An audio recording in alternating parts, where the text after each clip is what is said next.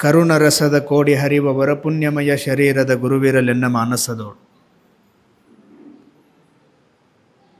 ಪ್ರಥಮದಲ್ಲಿ ಎನ್ನ ಆರಾಧ್ಯ ಗುರುಗಳಾಗಿರುವಂತಹ ಶ್ರೀಶೈಲದ ಜಗದ್ಗುರು ಮಹಾಸನ್ನಿಧಿಯವರ ಪರಮ ಪವಿತ್ರವಾಗಿರುವಂಥ ಪಾದಗಳಿಗೆ ಭಕ್ತಿಯ ಪ್ರಣಾಮಗಳನ್ನು ಸಲ್ಲಿಸಿ, ಈ ಕ್ಷೇತ್ರದ ಆರಾಧ್ಯ ದೈವರನ್ನು ಹೃದಯ ಮಂದಿರದಲ್ಲಿ ಸ್ಮರಿಸಿಕೊಂಡು ಬಂದಿರುವಂತಹ ಎಲ್ಲ ಹಿರಿಯರೇ, ತಾಯಂದ್ರೆ ಹಾಗೂ ಮುದ್ದು ಮಕ್ಕಳೇ, ತಮ್ಮೆಲ್ಲರಿಗೂ ಶರಣಾರ್ಥಿಗಳು. ಕಾರ್ಯಕ್ರಮದ ಪ್ರಾರಂಭ ಇವತ್ತು ನಾವು ಕೇಳ್ಪಟ್ಟಿವಿ. ಏನಂದರೆ, ಶ್ರಾವಣದೊಳಗೆ ಒಂದು ತಿಂಗಳ ಪರ್ಯಂತರವಾಗಿ ಪ್ರವಚನ ಪುರಾಣ ಕಾರ್ಯಕ್ರಮ ಭಾಳ ಚಲೋ ನಡೆದೈತಿ. ಅದನ್ನು ಮುಂದುವರಿಸ್ಕೊಂಡು ಹೋಗಬೇಕು ಅನ್ನುವಂಥ ಒಂದೇ ಒಂದು ಉದ್ದೇಶದಿಂದ ಈ ಕಾರ್ಯಕ್ರಮವನ್ನು ಆಯೋಜನೆ ಮಾಡಿ,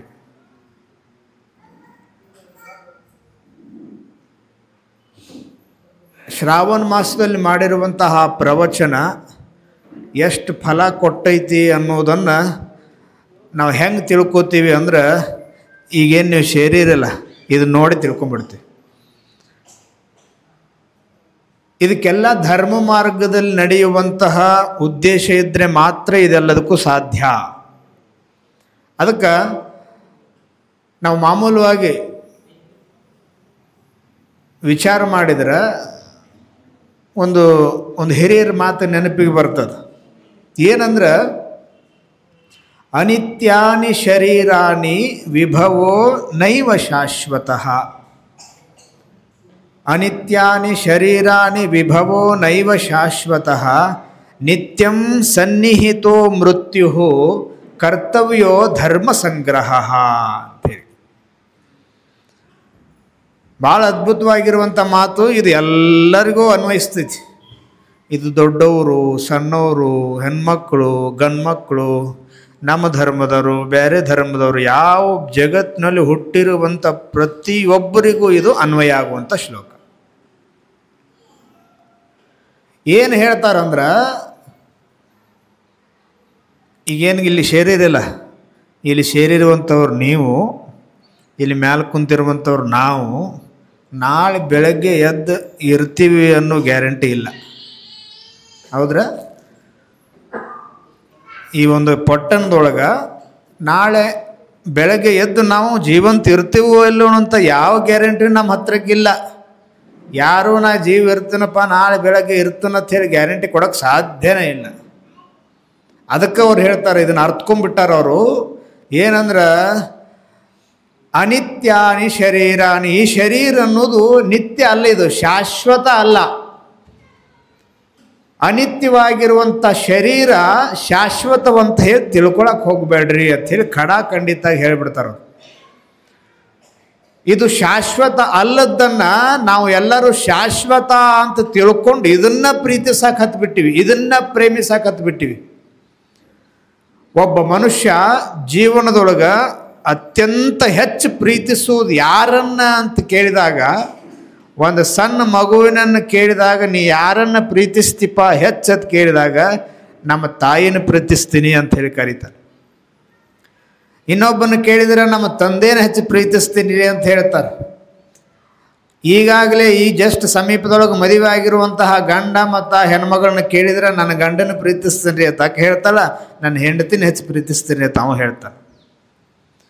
ಮನೆಯೊಳಗೆ ಭಾಳ ಪ್ರೀತಿಯಿಂದ ಚಲೋ ರೊಕ್ಕ ಕೊಟ್ಟು ಒಂದು ನಾಯಿ ಮರಿ ತಂದಿರ್ತೀವಿ, ನೀವು ಯಾರನ್ನು ಪ್ರೀತಿಸ್ತೀರಿ ಅಂತ ಹೇಳಿ ಮಾಲಕನ ಕೇಳಿದಾಗ ನಾನು ಹೆಚ್ಚು ನಾಯಿ ಮರಿನ ಪ್ರೀತಿಸ್ತೀನಿ ಅಂತ ಹೇಳ್ತಾರೆ. ಹಂಗೆ ಈ ಅನಿತ್ಯವು, ಆದರೆ ಮುಖ್ಯವಾಗಿ ಸತ್ಯ ಯಾವುದೈತಂದ್ರೆ, ನೀವು ಇಲ್ಲಿ ತನಕನೂ ಕೇಳಿರಲ್ಲ ಗೊತ್ತಿಲ್ಲ, ಅತಿ ಹೆಚ್ಚು ಸತ್ಯ ಅಂದ್ರೆ, ಜಗತ್ತಿನೊಳಗೆ ಯಾರನ್ನು ಹೆಚ್ಚು ನಾವು ಪ್ರೀತಿ ಮಾಡ್ತೀವಿ ಅಂದ್ರೆ, ಮೊಟ್ಟ ಮೊದಲಿಗೆ ನಮ್ಮನ್ನು ನಾವು ಹೆಚ್ಚು ಪ್ರೀತಿ ಮಾಡ್ತೀವಿ. ಇದು ಎಲ್ಲರಿಗೂ ನೆನಪಿಟ್ಕೊ. ನಮ್ಮನ್ನು ನಾವು ಹೆಚ್ಚು ಪ್ರೀತಿ ಮಾಡ್ತೀವಿ. ಇನ್ನು ಯಾರನ್ನು ಮಾಡ್ತೀವಿ ಅಂದ್ರೆ ನಮ್ಮ ನಂತರದ ಸೆಕೆಂಡ್ ಕ್ಲಾಸ್ ಅದು. ಉದಾಹರಣೆಗೆ, ನಾವು ನಮ್ಮನ್ನು ಹೆಂಗೆ ಪ್ರೀತಿ ಮಾಡ್ತೀವಿ? ರಾತ್ರಿ ಮಲ್ಕೊಂಡಿರುವಂಥ ಸಂದರ್ಭದೊಳಗೆ ಗುಡಿಸಲ್ದಾಗೋ ಯಾವುದೋ ಮನೆಯೊಳಗೆ ಮಲ್ಕೊಂಡಿರುವಂಥ ಸಂದರ್ಭದೊಳಗೆ ಮನೆಗೆ ಅಥವಾ ಗುಡಿಸಲಕ್ಕೆ ಬೆಂಕಿ ಬಿತ್ತು ಅಂದ್ರೆ ನಾವು ಏನು ಮಾಡ್ತೀವಿ ಅಂದ್ರೆ, ನಮ್ಮ ತಂದೆನ ಕಾಪಾಡಬೇಕಂತ ಹೇಳಿ ಬುದ್ಧಿ ಬರಂಗಿಲ್ಲ ನಮಗೆ.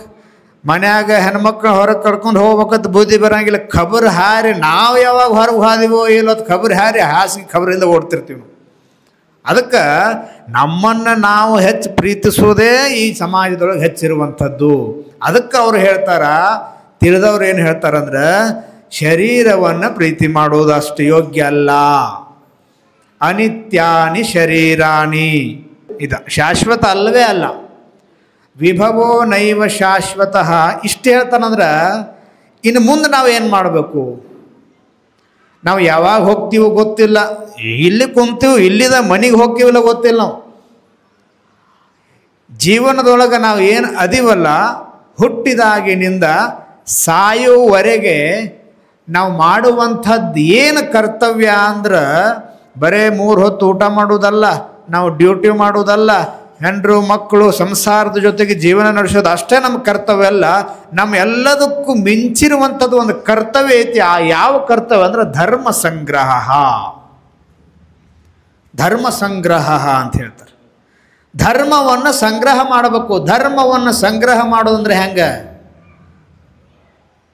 ಅಂಗಡಿಯಾಗೆಲ್ಲ ಸಿಗ್ತೈತೆ ಅಂದ್ರೆ ನಿಮ್ಮ ಊರಾಗ? ಅಂಗಡಿಯಾಗ ಹೋಗಿ ಒಂದು ಅರ್ಧ ಕಿಲೋ ಧರ್ಮ ಕೊಡ್ರಿ ಅಂದ್ರೆ ಯಾರೇ ಕೊಡ್ತಾರೆ? ಅಂಗಡಿಯಾಗ ಹೋಗಿ ಧರ್ಮ ಕೊಡ್ರಿ ಅಂದ್ರೆ ಸಿಗಂಗಿಲ್ಲ. ಅದು ಸಿಗಲಾರದಂಥ ಧರ್ಮವನ್ನು ನಾವು ಆಚರಣೆ ಮಾಡಬೇಕು, ಪಾಲಿಸಬೇಕು.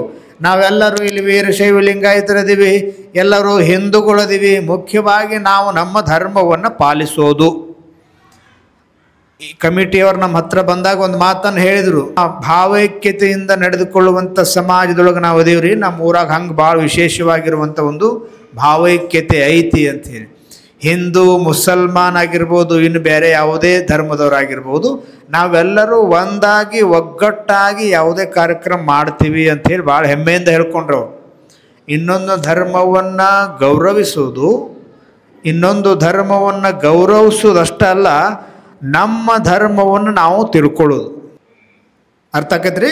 ಇನ್ನೊಂದು ಧರ್ಮವನ್ನು ಗೌರವಿಸೋದು, ಅದ್ರ ಬಗ್ಗೆ ಟೀಕೆ ಮಾಡೋದು ಬೇಡ, ಅದ್ರ ಬಗ್ಗೆ ಕೆಟ್ಟದ್ದು ಅನ್ನೋದು ಬೇಡ, ಅದನ್ನು ಬೈಯೋದು ಬೇಡ, ಏನು ಬೇಡ. ನಾವು ಗೌರವಿಸೋದು, ನಮ್ಮ ಧರ್ಮವನ್ನು ನಾವು ಸಂಪೂರ್ಣವಾಗಿ ತಿಳ್ಕೊಳ್ಳೋದು. ಏನಾಗೈತೆ ಅಂದ್ರೆ ವರ್ತಮಾನ ಪರಿಸ್ಥಿತಿ ನಮಗೆ ಅವ್ರು ಹಂಗೆ ಇವ್ರು ಹಿಂಗೆ ಅನ್ನೋದ್ರಾಗ ಎಷ್ಟೋ ಮಂದಿ ಹೊಂಟಾರ. ಅವ್ರು ಹಂಗೆ ಇವ್ರು ಹಿಂಗೆ, ಅವ್ರು ಹಂಗೆ ಮಾಡಕತ್ತಾರ, ಇದನ್ನು ಮಾಡಕತ್ತಾರೆ. ಮಂದಿ ಬಗ್ಗೆ, ಇನ್ನೊಂದು ಧರ್ಮದ ಬಗ್ಗೆ ಮಾತಾಡೋದ್ರೊಳಗೆ ಎಷ್ಟೋ ಜನ ತಮ್ಮ ಜೀವನವನ್ನು ಸವಸಾಕತ್ತಾರ. ಹಂಗೆ ಮಾಡಬೇಡ್ರಿ ಅಂತೇಳಿ ಆ ಸುಭಾಷಿತಕಾರ ಬರೀತಾನೆ. ಕರ್ತವ್ಯೋ ಧರ್ಮ ಸಂಗ್ರಹ. ನಾವು ಜೀವನದೊಳಗೆ ಧರ್ಮವನ್ನು ಪಾಲನೆ ಮಾಡಬೇಕು, ಆ ಧರ್ಮವನ್ನು ಸಂಗ್ರಹ ಮಾಡಬೇಕು. ಇನ್ನು ಧರ್ಮವನ್ನು ಸಂಗ್ರಹ ಮಾಡೋದು ಹೆಂಗೆ? ಅಂಗಡಿಯಾಗ ಸಿಗ್ತಿದ್ರೆ ತಂದು ನಾವು ಮನ್ಯಾಗ ಗೊಳೆ ಹಾಕೋಬೋದು. ದಿನ 1 ಕಿಲೋ 2 ಕಿಲೋ 10 ಕಿಲೋ 1 ಕ್ವಿಂಟಲ್ ಗೊಳೆ ಹಾಕ್ಬೋದು, ಸಂಗ್ರಹ ಮಾಡ್ಬೋದು. ಯಾವುದೋ ದವಸ ಧಾನ್ಯ ಸಿಗ್ತಾವೆ ನಮ್ಮಲ್ಲಿ, ತಂದು ನಾವು ಮನ್ಯಾಗ ಸ್ಟಾಕ್ ಮಾಡ್ಕೋತೀವಿ, ಸಂಗ್ರಹ ಮಾಡ್ಕೋತೀವಿ. ಆದರೆ ಧರ್ಮ ಅನ್ನೋದು ಹಂಗಲ್ಲ. ಅದನ್ನು ಇನ್ನೊಬ್ರ ಕಡೆ ಇಸ್ಕೊಳಕ್ಕೆ ಬರೋಂಗಿಲ್ಲ, ಅದನ್ನು ರೊಕ್ಕ ಕೊಟ್ಟು ತಂದುಕೊಳ್ಳಕ್ಕೆ ಬರೋಂಗಿಲ್ಲ, ಇನ್ನೊಬ್ಬರು ಅದನ್ನು ದಾನ ಕೊಡಕ್ಕೆ ಬರೋಂಗಿಲ್ಲ. ಇಂಥದ್ದೈತಲ್ಲ ಧರ್ಮ ಅನ್ನೋದು, ಸ್ವತಃ ಸಾಯಲಾರ್ದ ಸ್ವರ್ಗ ಸಿಗಂಗಿಲ್ಲ. ಹಂಗೆ ಈ ಧರ್ಮ ಅನ್ನೋದು ಸಂಗ್ರಹ ಮಾಡಬೇಕಾಗಿತ್ತರ ಒಂದೇ ಒಂದು ಮಾರ್ಗ, ಅದನ್ನು ನಾವು ಪಾಲನೆ ಮಾಡಬೇಕು. ಕರ್ತವ್ಯೋ ಧರ್ಮ ಸಂಗ್ರಹ. ಈ ಧರ್ಮ ಸಂಗ್ರಹ ಮಾಡೋಕೆ ಅನೇಕ ಮಾರ್ಗಗಳದಾವೆ. ಇಲ್ಲಿ ನಾವು ಈ ಕುರ್ಚಿಗೆ ಬಂದೀವಂದ್ರೆ 2-3 ಹಾದಿ ಇದಾವೆ. ಇಲ್ಲಿ 2-3 ಹಾದಿ ಅದಾವೆ. ಆ 2-3 ರೋಡ್ ಒಳಗೆ ಯಾವುದು ಚಲೋ ಐತಿ ಅದ ರೋಡ್ ಹಿಡ್ಕೊಂಡು ನಾವು ಬಂದೆವು. ಹೆಂಗೋ ಹಂಗೆ ಧರ್ಮ ಸಂಗ್ರಹ ಮಾಡೋಕೆ ಒಂದು ಮಾರ್ಗ ಇಲ್ಲ, 100 ಮಾರ್ಗಗಳದಾವ. ಆ 100 ಮಾರ್ಗಗಳಲ್ಲಿ ನಮಗೆ ಯಾವುದು ಯೋಗ್ಯ ಅನ್ನಿಸ್ತದನೋ, ನಮಗೆ ಯಾವ ಮಾರ್ಗದಿಂದ ಹೋದ್ರೆ ಅನುಕೂಲ ಅನ್ನಿಸ್ತದನೋ, ಯಾವ ಮಾರ್ಗದಲ್ಲಿ ರೋಡ್ ಬ್ರೇಕ್ ಹೆಚ್ಚಿಲ್ಲ, ತಗ್ಗದಿನ್ನ ಇಲ್ಲ, ಯಾವುದು ಚಲೋ ರೋಡ್ ಐತೋ ಅಂಥ ರೋಡ್ಗೆ ಹೋದ್ರೆ ನಮಗೆ ಹೆಂಗೆ ಸುರಕ್ಷಿತವಾಗಿ ನಾವು ಊರು ತಲುಪ್ತೀವೋ, ಹಂಗೆ ಅನೇಕ ಮಾರ್ಗಗಳಲ್ಲಿ ಧರ್ಮವನ್ನು ಪಾಲನೆ ಮಾಡುವಂಥ ಯಾವುದಾದ್ರೂ ಒಂದು ಮಾರ್ಗವನ್ನು ನಾವು ಜೀವನದಲ್ಲಿ ರೂಢಿಸ್ಕೊಳ್ಬೇಕು. ಒಂದು ಮಾರ್ಗವನ್ನು ಜೀವನದಲ್ಲಿ ರೂಢಿಸ್ಕೊಳ್ಬೇಕು. ಒಂದು ಮಾರ್ಗವನ್ನು ಜೀವನದಲ್ಲಿ ರೂಢಿಸ್ಕೋಬೇಕಾಗಿತ್ತು ಅಂದ್ರೆ ಅದಕ್ಕೆ ಅನೇಕ ಪ್ರತಿಬಂಧಕಗಳು ನಮಗೆ ಅಡ್ಡಿ ಆಗ್ತಾವೆ. ಒಂದು ಕೆಲಸ ಮಾಡಕತ್ತೀವಿ ಅಂದ್ರೆ ನಮಗೇನಂದ್ರೆ ನೂರಾರು ವಿಘ್ನಗಳು ಹೆಂಗೆ ಕಾಡ್ತಾವೋ, ಯಾವುದೇ ಕೆಲಸದಲ್ಲಿ ನಮಗೆ ವಿಘ್ನಗಳು ಕಾಡ್ತಾವ, ಹಂಗೆ ಧರ್ಮ ಪಾಲನೆಯಲ್ಲಿ ಕೂಡ ನಮಗೆ ವಿಘ್ನಗಳು ಬಂದೇ ಬರ್ತಾವೆ. ವಿಘ್ನಗಳು ಬಂದೇ ಬರ್ತಾವೆ. ಆ ವಿಘ್ನಗಳನ್ನು ದೂರ ಮಾಡಿ ನಾವು ಧರ್ಮ ಮಾರ್ಗದೆಡೆಗೆ ನಾವು ಸಾಗಿದಾಗ ಮಾತ್ರ ನಮಗೆ ಧರ್ಮವಂತರಾಗ್ಲಿಕ್ಕೆ ಸಾಧ್ಯವಾಗ್ತದೆ. ಧರ್ಮವಂತರಾಗ್ಲಿಕ್ಕೆ ಸಾಧ್ಯವಾಗ್ತದೆ. ಧರ್ಮ ಅಂದ್ರೆ ಬರೇ ಪಾಲನೆ ಮಾಡೋದು. ಉದಾಹರಣೆ, ಈಗ ವರ್ತಮಾನ ಹೆಂಗೈತೆ ಅಂದ್ರೆ ನಾವು ಬಾಯಲ್ಲಿ ಹೇಳಿದ್ರೆ ಕೇಳಂಗಿಲ್ಲ ಯಾರು. ನಾವು ಬಾಯಲ್ಲಿ ಹೇಳಿದ್ರೆ ಕೇಳಂಗಿಲ್ಲ. ಅದನ್ನು ನಾವು ಹೇಳಿದ್ದನ್ನು ನಾವು ಸ್ವತಃ ಮಾಡಿದೀವಿ ಅಂದ್ರೆ ನಮ್ಮನ್ನು ನೋಡಿ ಒಂದಿಷ್ಟು ಮಂದಿ ಕಲಿತಾರೆ. ನೀವು ಮನೆಯೊಳಗೆ ಮಕ್ಕಳಿಗಾದ್ರೂ ಸಹಿತ ನೀವು ಒಂದು ಸಾರಿ ಟ್ರೈ ಮಾಡಿರಿ. ನಾವು ಸುಮ್ಮನೆ ಬಂದು ಹೇಳಿವಿ ಅಂತ ಹೇಳಲ್ಲ, ನೀವು ಟ್ರೈ ಮಾಡಿರಿ. ಮನೆಯೊಳಗೆ ಒಂದು ದಿನ ಧಾರಾವಾಹಿ ಎಲ್ಲ ಬಂದ್ ಮಾಡಿರಿ, ಟಿ ವಿ ಬಂದ್ ಮಾಡಿರಿ. ಇಲ್ಲಿನ ಆ ಹಾವಳಿಗೆ ಯಾರು ನೀವು ಒಳಪಟ್ಟಿಲ್ಲ ಅನಿಸ್ತೈತೆ ನಮಗೆ. ಯಾಕಂದ್ರೆ ಈ ಕರೆಕ್ಟ್ ಧಾರಾವಾಹಿ ಶುರು ಆಗೋ ಟೈಮ್ ಇದು. ಧಾರಾವಾಹಿ ಶುರು ಆಗೋ ಟೈಮಿನಾಗ ತಾಯಂದ್ರೆ ಇಷ್ಟು ಜನ ಬಂದರೆ ಅಂದ್ರೆ ಏನೋ ಒಂದು ವಿಶೇಷ ಐತೆ ಅಂದಂಗೆ ಆಯ್ತು. ಧಾರಾವಾಹಿ ಅಂದ್ಕೂಲೆ ಒಂದು ನೆನಪು ಬರ್ತೈತಿ. ಒಬ್ಬ ಹೆಣ್ಮಗಳು ಎಮ್ಮೆ ಹಿಂಡಾಕತ್ತಿರತ್ತೆ. ಎಮ್ಮೆ ಹಿಂಡಾಕತ್ತಿರಂತ ಕರೆಕ್ಟ್ ಅದ ದಿನ ಹೋಗೋ ಟೈಮ್ಗೆ ಒಂದಿಷ್ಟು ಹೋಗ್ಯಾಳಾಕಿ ಒಂದಿಷ್ಟು ಹೆಚ್ಚು ಕಡಿಮೆ ಆಗಿತ್ತು. ಒಂದಿಷ್ಟು ಟೈಮ್ ಅಡ್ವಾನ್ಸ್ ಒಂದು 10 ನಿಮಿಷ ಹೋಗ್ಯಾಳಾಕಿ. ಆಯ್ತು, ಅಡ್ವಾನ್ಸ್ 10 ನಿಮಿಷ ಹೋಗಿದೆ. ಯಾಕಂದ್ರೆ ಆವಾಗ ಹೆಂಗಿರ್ತ, ಈಗಿನ ಕಾಲದ ದನದ ಕೊಟ್ಟಿಗೆಗಳು ಬೇರೆ, ಆವಾಗಿನ ಕಾಲದಾಗೂ ಬೇರೆ. ಬಟ್ ಹಳಿ ಮನೆ ಇತ್ತದು. ಆ ಹಳಿ ಮನೆ ಒಳಗೆ ದನಗಳ ಕೊಟ್ಟಿಗೆನೂ ಅಲ್ಲೇ ಒಳಗೆ ಇರ್ತಿತ್ತು. ಅಲ್ಲಿ ಟಿ ವಿ ನೋಡೋದು ಎಲ್ಲನೂ ಅಲ್ಲೇ ಇರ್ತಿತ್ತು. ಇವ್ರು ದಿನ ಟಿ ವಿ ನೋಡೋರು 6ರಿಂದ 6:30. 6ರಿಂದ ಯಾವುದೈತ್ರಿ ಧಾರಾವಾಹಿ? 6ರಿಂದ 6:30. 6ರಿಂದ 6:30 ಧಾರಾವಾಹಿ ನೋಡ್ತಿದ್ರು. ಈಗ ಹೆಣ್ಮಗಳು ಏನು ಮಾಡಲ ಅಂದ್ರೆ ಎಲ್ಲಿ ಹೋಗೋ ಗಡಬಡಿಯಿಂದ ಒಂದು 10 ನಿಮಿಷ ಅಡ್ವಾನ್ಸ್ ಹೋದ್ಲಿಕ್ಕೆ, ಎಲ್ಲಿ ಧಾರಾವಾಹಿ ನೋಡೋದು ಬಿಟ್ಟು ಎಮ್ಮೆ ಹಿಂಡಕ್ಕೆ ಅಡ್ವಾನ್ಸ್ ಹೋದ್ಲಿಕ್ಕೆ. ಅಂದ್ರೆ ಈಗೇನು ದಿನದ ಧಾರಾವಾಹಿ ನೋಡ್ತಿದ್ಲ, ಅವು ದನಗಳ್ರಿ, ಅದು ಅಲ್ಲೇ ಇರ್ತಿತ್ತು. ಅದು ಧಾರಾವಾಹಿನ ನೋಡ್ತಿತ್ತು. ಮತ್ತು ಈಗ ಒಂದು 10 ನಿಮಿಷ ಅಡ್ವಾನ್ಸ್ ಎಲ್ಲೇ ಹೋಗೋದೈತೆ ಅಂತ ಹೇಳಿ ಧಾರಾವಾಹಿ ಮುಗಿದಿದ್ದಿಲ್ಲ. ಇನ್ನೂ ಅದು ಒಂದು ಧಾರಾವಾಹಿಗೆ 2 ಬರ್ತಾವೆ, 3 ಬರ್ತಾವೆ ಅಡ್ವರ್ಟೈಸ್ ರೀ. 3 ಬರ್ತಾವೆ. 2 ಮುಗಿದಿದ್ದು, ಇನ್ನೊಂದು ಬರೋದಿತ್ತು, 3ನೇದು ಬಂದಿತ್ತು. ಒಂದು 10 ನಿಮಿಷ ಟೈಮ್ ಇತ್ತು ಅದಕ್ಕೆ. ಆ ಹೆಣ್ಮಗಳು ಏನು ಮಾಡಲಿ ಅಂದ್ರೆ ಅಡ್ವಾನ್ಸ್ ಎಲ್ಲೋ ಕೆಲಸಕ್ಕೆ ಹೋಗೋ ಸಲುವಾಗಿ ಒಂದು 10 ನಿಮಿಷ ಅಡ್ವಾನ್ಸ್ ಎಮ್ಮೆ ಹಿಂಡ್ಕೋಬೇಕಂತ ಹೋದ್ಲು. ಚರಿಗೆ ತಗೊಂಡ್ಲು, ಡುಬ್ದಾಗ ತಪ್ಪಡಿಸ್ಲು. ಆಮೇಲೆ ಆ ಕೆಚ್ಚಲು ಕೈ ಹಾಕಿ ಹಾಲು ಹಿಂಡ್ಬೇಕಂತ ಹೇಳಿ ಪ್ರಯತ್ನ ಮಾಡಕತ್ತು. ಆ ತರುಣ ಬಿಡುವತ್ತು ರೀ. ಆಕೆ ನೋಡ್ಲು 1 ನಿಮಿಷ, 2 ನಿಮಿಷ ಆಯ್ತು, 5 ನಿಮಿಷ ಆಯ್ತು, 10 ನಿಮಿಷ ಆಯ್ತು, ತರುಣ ಬಿಡಲಿಲ್ಲ. ಹಿಂಗ್ಯಾಕೆ ಆತದು? ಹಿಂಗ್ಯಾಕೆ ಆಯ್ತು ಅಂದ ಆಕೆ ವಿಚಾರ ಮಾಡ್ಲು. ಜಸ್ಟ್ 6:30 ಆಯಿತು, ಆ ಧಾರಾವಾಹಿ ಮುಗೀತ್ರಿ. ಆ ಧಾರಾವಾಹಿ ಈ ಕಡೆ ಮುಗೀತು, ಈ ಕಡೆ ತರು ಬಿಡ್ತಿದ್ದು. ಈಗ ಹಿಂಗೈತಲ್ಲ, ಮನುಷ್ಯರಿಗೆ ಅಟ್ಟ ಅಲ್ಲ, ನಮ್ಮ ತಾಯಂದರು ಮನುಷ್ಯರಿಗೆ ಅಟ್ಟ ಅಲ್ಲ, ದನಗಳಿಗೆ ಸಹಿತ ಧಾರಾವಾಹಿ ನೋಡೋದು ಕಲಿಸ್ಯಾರಂದ್ರೆ ಎಂಥ ವರ್ತಮಾನದೊಳಗೆ ನಾವಿದ್ದೀವಿ. ಇದು ಸಾಮಾನ್ಯವಾಗಿರುವಂಥ ಒಂದು ಕಡೆ ನಡೆದದ್ದು ಘಟನೆ. ಇದು ಸುಮ್ಮನೆ ಕತೆ ಕಟ್ಟಿ ಹೇಳೋದಲ್ಲ, ಒಂದು ಕಡೆ ನಡೆದದ್ದು ಘಟನೆ. ಹಾಗಾಗಿ ವರ್ತಮಾನದೊಳಗೆ ಇಷ್ಟು ಜನ ನೀವು ತಾಯಂದ್ರೆ ಇಲ್ಲಿ ಧಾರಾವಾಹಿ ಟೈಮ್ನಾಗ ಬಂದರೆ ಅಂದರೆ ಇದು ಒಂದು ಧರ್ಮ ಮಾರ್ಗನೇ. ಅನೇಕ ಧರ್ಮ ಮಾರ್ಗಗಳಲ್ಲಿ ಒಂದನೇದು ನಮ್ಮಲ್ಲಿ ಧರ್ಮ ಸಂಗ್ರಹ ಆಗಬೇಕಾಗಿತ್ತು ಅಂದ್ರೆ ಅನೇಕ ಮಾರ್ಗಗಳನ್ನ ಹೇಳ್ತಾರಲ್ಲ, ಅದರಲ್ಲಿ ಒಂದನೇದಾಗಿ ನಾವು ಏನು ಮಾಡ್ಬೇಕಂದ್ರೆ ಶ್ರವಣ ಅಂತ ಹೇಳ್ತಾರೆ. ನವವಿಧ ಭಕ್ತಿಯಲ್ಲಿ ಮೊಟ್ಟ ಮೊದಲಿಗೆ ಬರುವುದು ಶ್ರವಣನೇ. ಶ್ರವಣಂ ಕೀರ್ತನಂ ಶಂಭೋ ಸ್ಮರಣಂ ಪಾದಸೇವನಂ ಅರ್ಚನಂ ವಂದನಂ ದಾಸ್ಯಂ ಸಖ್ಯಮಾತ್ಮ ನಿವೇದನಂ ಅಂಥೇಳಿ ನವವಿಧ 9 ರೀತಿಯಾಗಿರುವಂಥ ಭಕ್ತಿಗಳದವ. ಆ 9 ರೀತಿಯ ಭಕ್ತಿಗಳು ಯಾವಂದ್ರೆ 9 ರೀತಿಯ ಭಕ್ತಿಗಳನ್ನು ಮಾಡಿದಾಗಲೇ ನಾವು ಧರ್ಮ ಮಾರ್ಗವಾಗಿ ಭಗವಂತನನ್ನು ಸೇರ್ಲಿಕ್ಕೆ ಸಾಧ್ಯ ಆಗ್ತದನೋ ಹಾಗೆ ಕೇಳುವುದು ಅನ್ನೋದು ಕೂಡ ಇದು ಒಂದು ಧರ್ಮ ಮಾರ್ಗನೇ. ದುರ್ಗಾ ಸಪ್ತಶತಿ ಒಳಗೆ ಶ್ರುತಂ ಹರತಿ ಪಾಪಾನಿ ತಥಾರೋಗ್ಯಂ ಪ್ರಯಚ್ಛತಿ ಅಂತ ಹೇಳಿ ಬರ್ತದೆ. ಯಾರು ಕೇಳ್ತಾರೋ ಕೇಳುವುದ್ರೊಳಗೆ ಭಾಳ ಥರ ಅದಾವ್ರಿ. ಕೇಳುವುದ್ರೊಳಗೆ ಭಾಳ ಥರ ಅದಾವ. ಕೇಳೋದನ್ನು ಕೇಳಬೇಕು, ಕೇಳೋದನ್ನು ಕೇಳ್ಬೇಕು. ಹೆಣ್ಮಕ್ಳು ಭಾಳ ಮಂದಿ ಕೇಳೋದನ್ನು ಕೇಳ್ತಿರ್ತಾರೆ, ಅದ್ರ ಜೊತೆ ಕೇಳಬಾರ್ದನ್ನು ಕೇಳ್ತಿರ್ತಾರೆ. ಯಾಕಂದ್ರೆ ಸ್ವಲ್ಪ ಚಾಡಿ ಹೇಳೋದು ಮಂದಿ ನಮ್ಮ ಸಮಾಜದೊಳಗೆ ಭಾಳ ಜನ ಇರ್ತೈತಿ. ಹಾಗಾಗಿ ಚಾಡಿ ಕೇಳುವಂಥ ಜನನೂ ಭಾಳ ಇರ್ತಾರೆ. ಅದನ್ನು ಮುಂದೆ ಚಾಡಿ ಹೇಳೋದು ಕೇಳೋದು ಅದನ್ನು ಮತ್ತೊಮ್ಮೆ ಸಮಯ ಬಂದಾಗ ನೋಡೋಣ. ಈಗ ನಾವು ಧರ್ಮ ಮಾರ್ಗದೊಳಗೆ ಒಂದನೇದು ಶ್ರವಣ ಭಕ್ತಿ. ಶ್ರವಣ ಮಾಡಬೇಕು ಅಂತೇಳಿ ಹೇಳ್ತಿದ್ರು. ಶ್ರವಣ ಅಂದರೆ ಬರೀ ಕೇಳೋದು. ಎಲ್ಲಿ ತನಕ ಕೇಳಬೇಕ್ರಿ? ಶ್ರವಣ ಎಲ್ಲಿ ತನಕ ಮಾಡಬೇಕು? ಎಷ್ಟರಿಂದ ಎಷ್ಟು ಗಂಟೆ ಮಾಡಬೇಕು? ಎಷ್ಟು ತಾಸು ಮಾಡಬೇಕು ದಿವ್ಸಕ್ಕೆ ಅಂಥೇಳಿ ಒಬ್ಬರು ಪ್ರಶ್ನೆ ಕೇಳ್ತಾರೆ. ಅದಕ್ಕೆ ಶಾಸ್ತ್ರದೊಳಗೆ ಹಿಂಗೈತಲ್ಲ, ಶ್ರವಣವನ್ನು ಎಲ್ಲಿ ತನಕ ಮಾಡ್ಬೇಕಂದ್ರೆ ಬೆಳಗ್ಗೆ ಎಚ್ಚರಾದಾಗಿಂದ ನಿದ್ದೆ ಹತ್ತೋ ತನಕ ಶ್ರವಣ ಮಾಡ್ಬೇಕಂತ. ಹುಟ್ಟಿದಾಗಿನಿಂದ ಸಾಯೋ ತನಕ ಮಾಡ್ಬೇಕಂತ. ಆವಾಗ ನಮ್ಮಲ್ಲಿರುವಂತಹ ಪಾಪಗಳು ಸಹಿತ ನಿವಾರಣೆ ಆಕ್ಕವು. ಶ್ರವಣಂ ಕೀರ್ತನಂ. ಶ್ರವಣ ಭಕ್ತಿ ಮಾಡಿದೀವಂದ್ರೆ ನಮ್ಮಲ್ಲಿ ಪಾಪಗಳು ಸಹಿತ ನಿವಾರಣೆ ಆಗ್ತವ. ಅದಕ್ಕೆ ಏನು ಮಾಡ್ಬೇಕಂದ್ರೆ ಧರ್ಮ ಮಾರ್ಗದಲ್ಲಿ ನಾವು ಪಾಪವನ್ನು ಕಡಿಮೆ ಮಾಡಬೇಕಾಗಿತ್ತು ಅಂದ್ರೆ, ಪುಣ್ಯ ಹೆಚ್ಚು ಮಾಡ್ಕೊಳ್ಬೇಕಾಗಿತ್ತು ಅಂದ್ರೂ ಧರ್ಮ ಮಾರ್ಗನೇ. ನೀವೆಲ್ಲರೂ ಹಿಂದೂಗಳದಿರಿಲ್ರಿ? ಮತ್ತೆ ಯಾರದಿರಿದ್ರಾಗ? ವೀರಶೈವರಿದಿರಿ, ವೀರಶೈವ ಲಿಂಗಾಯತರದಿರಿ, ಹಿಂದೂಗಳದಿರಿ, ಬಣದಿಗೆ ಎಲ್ಲರೂ ಒಂದೇ. ಇವರು ವಿಶ್ವವೇ ನಮ್ಮ ಬಂಧು ಅಂತ ಹೇಳ್ತಾರೆ. ಜಗದ್ಗುರು ಪಂಚಾಚಾರ್ಯ ಒಂದು ವಾಕ್ಯ ಘೋಷಕ್ಕೆ ಹೋಗ್ತಾರೆ ಅವರು. ವಿಶ್ವವೇ ನಮ್ಮ ಬಂಧು. ಇವರೆಲ್ಲ ವಿಶ್ವದೊಳಗೆ ಇರುವಂಥವ್ರೆಲ್ಲರೂ ನಮ್ಮ ಬಂಧು. ಮಾನವ ಧರ್ಮಕ್ಕೆ ಜಯವಾಗಲಿ ಅನ್ನುವಂತಹ ಮಹಾವಾಕ್ಯವನ್ನು ಬೋಧಿಸಿರುವಂಥವ್ರು.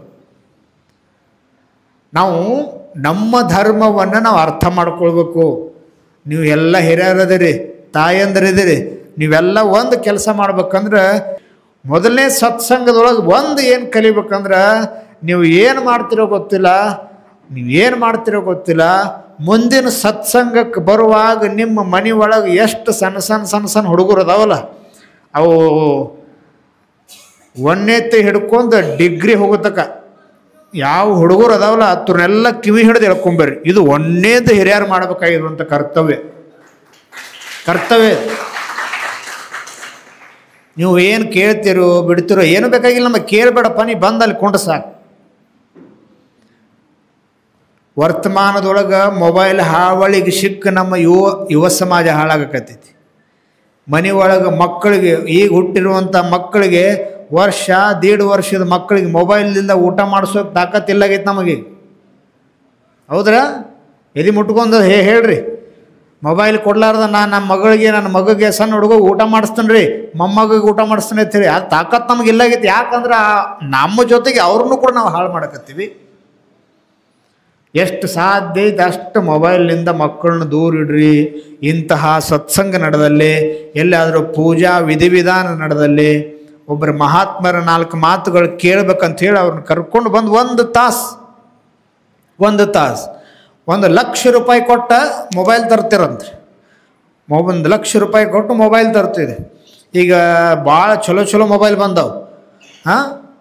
ಆ ಫೋಲ್ಡಿಂಗ್ ಮೊಬೈಲ್, ಮತ್ತು ಯಾವುದದು ಸ್ಯಾಮ್ಸಂಗ್, ಗೊತ್ತೈತಿ ನೋಡಕ್ಕೆ.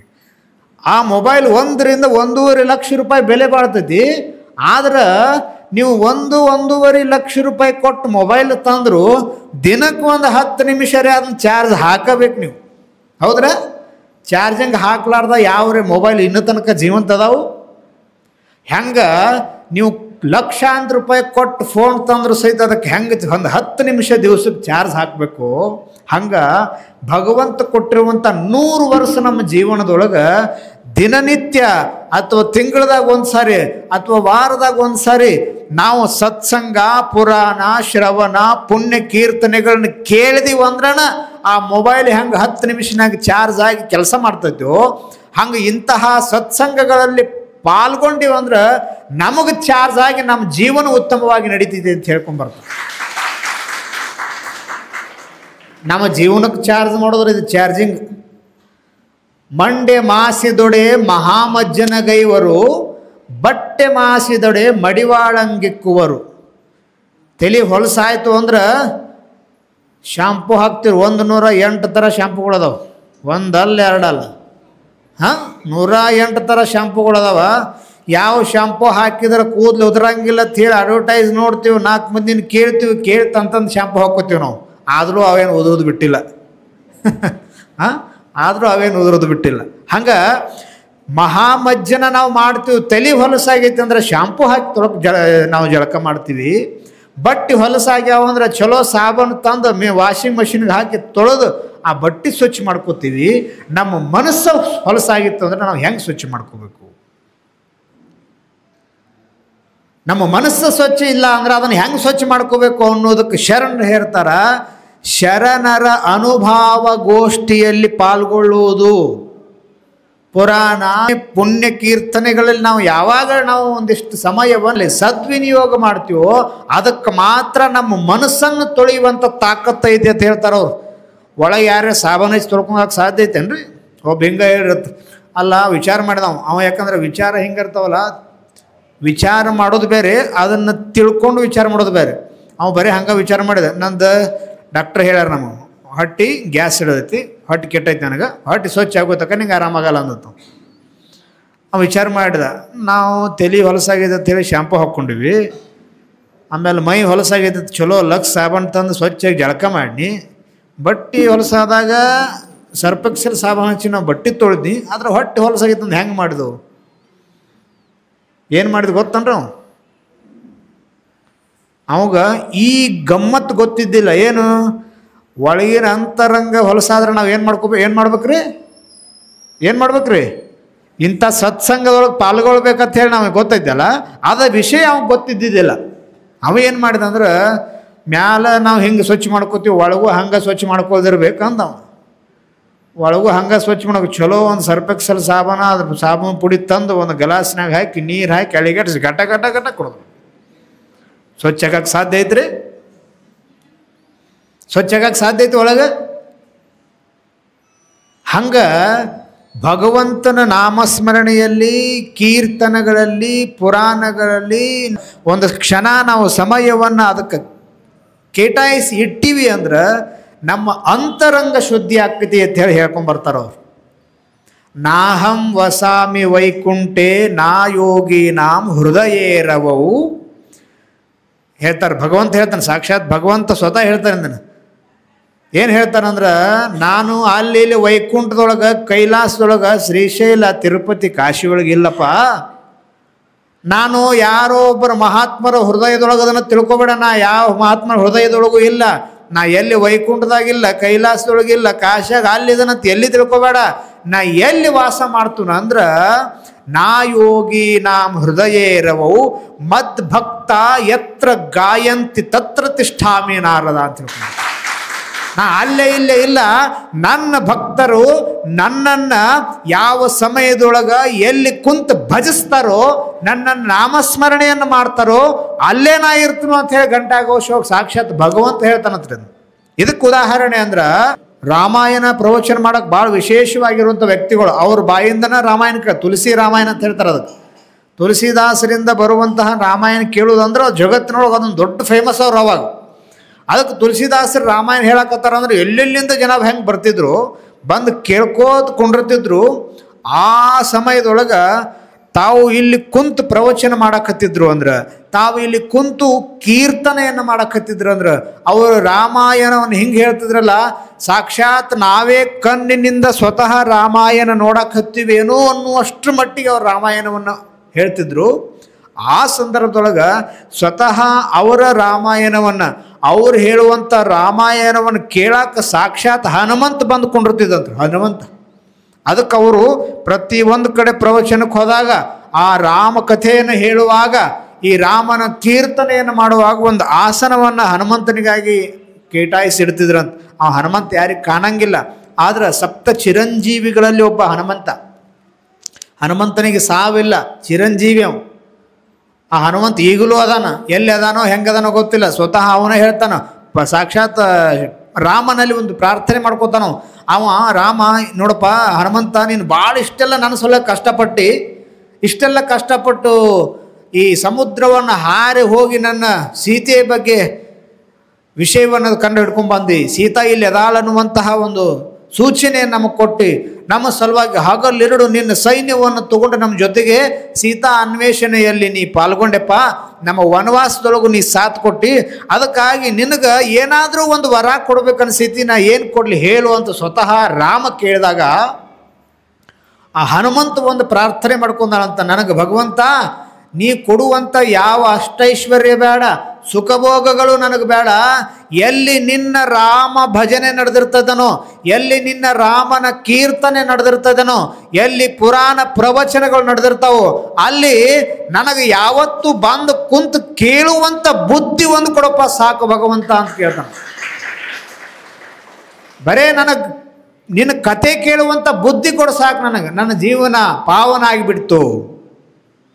ಅದಕ್ಕೆ ನಿಮಗೆಲ್ಲರಿಗೆ ಹುಡುಗರನ್ನ ಕರ್ಕೊಂಡು ಯಾಕೆ ಬಾ ಅಂದೀವಂದ್ರೆ, ನಿಮಗೆಲ್ಲ ಏನು ಹೇಳಾಕತ್ತೀವಲ್ಲ, ನಿಮಗೆಲ್ಲ ಹೇಳೋಕ್ಕಿಂತ ನಮಗೆ ಹೆಚ್ಚು ಯಾರಿಗೆ ಹೇಳ್ಬೇಕು ಅನ್ನೋದು ಇಷ್ಟ ಅಂದ್ರೆ ಬೆಳೆಯೋ ಮಕ್ಕಳಿಗೆ ಹೇಳೋದು ಭಾಳ ಇಷ್ಟ. ನಮಗೆ ಪ್ರವಚನ ಎಲ್ಲದ ಶಾಲೆ ಕಾಲೇಜ್ಗಳು ಹೋಗಿರ್ತೀವಲ್ಲ ಅವ್ರ ಮುಂದೆ ನಾವು ಮಾತಾಡೋಕೆ ಭಾಳ ಇಷ್ಟ. ಯಾಕಂದ್ರೆ ಬೆಳೆಯುವಂಥ ಸಸಿಗೆ ನೀರು ಹಾಕಿದೀವಿ ಅಂದ್ರೆ ಮುಂದೊಂದು ದಿನ ಫಲ ಕೊಡ್ತೈತಿ, ಪಕ್ಕ ಅದು ಗ್ಯಾರಂಟಿ ಐತಿ ನಮಗೆ. ಇವೆಲ್ಲ ಗಿಡಗಳು ದೊಡ್ಡ ಆಗ್ಯಾವ, ಈಗ ಅವು ಕೊಡಾಕತ್ತಾವ ಈಗಾಗಲೇ ಫಲ. ಈಗಾಗಲೇ ಫಲ ಕೊಡಾಕತ್ತಾವ, ಏನು ಮಾಡೋದು? ಅದಕ್ಕೆ ನೀವು ಫಲ ಏನು ಕೊಡಾಕತ್ತೀರಲ್ಲ, ನಿಮ್ಮ ಜೊತೆಗೆ ನಿಮ್ಮ ಮನೆಯಾಗಿರುವಂಥ ಮಕ್ಕಳನ್ನ ಕರ್ಕೊಂಬೇಡ್ರಿ. ನೀವು ಮೊಟ್ಟ ಮೊದಲು ಒಂದನೇ ಸತ್ಸಂಗದೊಳಗೆ ಏನು ನಾವು ಕಲ್ತೀವಿ, ಕಲಿಯಾಕೆ ಯಾವ ವಯಸ್ಸು ಅವಶ್ಯಕತೆ ಇಲ್ಲ. ದೊಡ್ಡವರು ಅದೀವಿ, ಸಣ್ಣವರು ಅದೀವಿ, ನಾವು ವಯಸ್ಸಾಗೈತೆ ಅನ್ನೋಕ್ಕೆ ಸಂಬಂಧ ಇಲ್ಲ. ವಿದ್ಯೆ ಅನ್ನುವಂಥದ್ದು ಸಾಗರ, ಹುಟ್ಟಿದಾಗಿನಿಂದ ಸಾಯಿ ತನಕ ಕಲಿತು ಯಾವ ವಿದ್ಯೆಗಳು ಪೂರ್ಣ ಆಗಂಗಿಲ್ಲ. ಹಾಗಾಗಿ ನೀವು ಮೊಟ್ಟ ಮೊದಲನೇ ಸತ್ಸಂಗದೊಳಗೆ ನಾವು ಏನು ಕಲ್ತೀವಿ ಅಂದ್ರೆ, ನಮ್ಮ ಮನೆಯೊಳಗೊಳಗೆ ಇರುವಂತಹ ಬೆಳೆಯುವ ಮಕ್ಕಳನ್ನು ಕರ್ಕೊಂಡು ಬಂದು ಒಂದು ತಾಸಿಲ್ಲಿ ಹಿಡಿದು ಕಟ್ಟಿ ಕುಣಿಸೋದು ನಮ್ಮದು ಒಂದು ಕಲ್ತಿರುವಂಥ ಒಂದು ವಿದ್ಯೆ. ಇದನ್ನು ಕಲ್ಕೊಬೋದು. ಮುಂದೆ ಸರಿ ಹಂಗೆ ಮಾಡಿರಿ ನೀವು. ಅವ್ರು ಏನಾರೇ ಯಾಕೆ ಮಾಡ್ತಾರೆ, ಅವ್ರು ಹೇಳ್ತಿರ್ತಾರೆ, ನಂದು ಅಭ್ಯಾಸ ಐತಿ, ನಂದು ಆನ್ಲೈನ್ ಮೀಟಿಂಗ್ ಐತಿ, ಆನ್ಲೈನ್ ಕ್ಲಾಸ್ ಐತಿ, ಅದೈತಿ ಇದೈತಿ ಏನೇ ಹೇಳ್ತಿರ್ತಾರೋ, ಆದರೂ ಸಹಿತ ಒಂದು ಕ್ಷಣ ಇಲ್ಲಿ ಕರ್ಕೊಂಬರ್ರಿ. ಯಾಕಂದ್ರೆ ಭವ್ಯ ಭಾರತದ ಭವಿಷ್ಯ ಎಲ್ಲಿ ಅಡಗೈತಿ ಅಂದ್ರೆ ಬೆಳೆಯುವಂಥ ಮಕ್ಕಳೊಳಗೆ ಅಡಗೈತಿ. ಬೆಳೆಯುವಂಥ ಮಕ್ಕಳೊಳಗೆ ಉದಾಹರಣೆ ಏನಂದ್ರೆ, ಕಲ್ಕತ್ತಾದೊಳಗೆ ನಮಗೆ ಸ್ವತಂತ್ರ ಸಿಗೋಕ್ಕಿಂತ ಮುಂಚೆ ಆಗಿರುವಂಥ ಘಟನೆ ಇದು. ಸತ್ಯ ಘಟನೆ ಇದು, ಕಟ್ಟುಕತೆ ಅಲ್ಲ. ಸ್ವತಂತ್ರ ಸಿಗುವುದಕ್ಕೂ ಮುಂಚೆ ಬ್ರಿಟಿಷರು ನಮ್ಮ ಭಾರತ ದೇಶವನ್ನು ಆಳ್ತಿದ್ರಲ್ಲ, ಯಾಕೆ ಮಕ್ಕಳನ್ನ ನಾವು ಕರ್ಕೊಂಬರ್ಬೇಕು ಅನ್ನೋದಕ್ಕೊಂದು ಉದಾಹರಣೆ ಹೇಳಕತ್ತೀವಿ ನಾವು. ಬ್ರಿಟಿಷರು ನಮ್ಮನ್ನು ಆಳುವಂಥ ಸಂದರ್ಭದೊಳಗೆ ಒಂದು ಊರೊಳಗೆ ಒಬ್ಬ ಹೆಣ್ಮಗಳು ತನ್ನ ಗಂಡಗೆ ಹೇಳ್ತಿದ್ಲಂತ, ನೋಡ್ರಿ ಭಾರತಕ್ಕಾಗಿ ಎಷ್ಟು ಜನ ಹೋರಾಡಿ ತಮ್ಮ ಪ್ರಾಣ ಕಳ್ಕೊಳಕತ್ತಾರ, ನಮ್ಮ ಭಾರತಕ್ಕೆ ಸ್ವತಂತ್ರ ಬೇಕಂತ ಹೇಳಿ ಹಗಲ ರಾತ್ರಿ ಊಟ ನಿದ್ರೆಗಳನ್ನು ಬಿಟ್ಟು ಹೋರಾಡಕತ್ತಾರಲ್ಲ, ನೀವು 3 ಹೊತ್ತು ತಿಂದು ಮನ್ಯಾಗ ಮಲಗಿ ಟೈಮ್ ತೆಗಿಯಾಕ್ತಿದ್ದಾರೆ, ನೀವು ಒಂದಿಷ್ಟು ಹೋಗಿ ಹೋರಾಡ್ರಿ ಅಂತೇಳಿ ಹೆಣ್ಮಗಳು ತನ್ನ ಗಂಡಗೆ ಹೇಳಿದ್. ಆವಾಗ ಬಂಕಿಮ್ ಚಂದ್ರ ಚಟರ್ಜಿ ಅವರು ಬರೆದಿರುವಂಥ ವಂದೇ ಮಾತರಂ ಗೀತೆ ಭಾಳ ಫೇಮಸ್ ಆಗಿತ್ತು.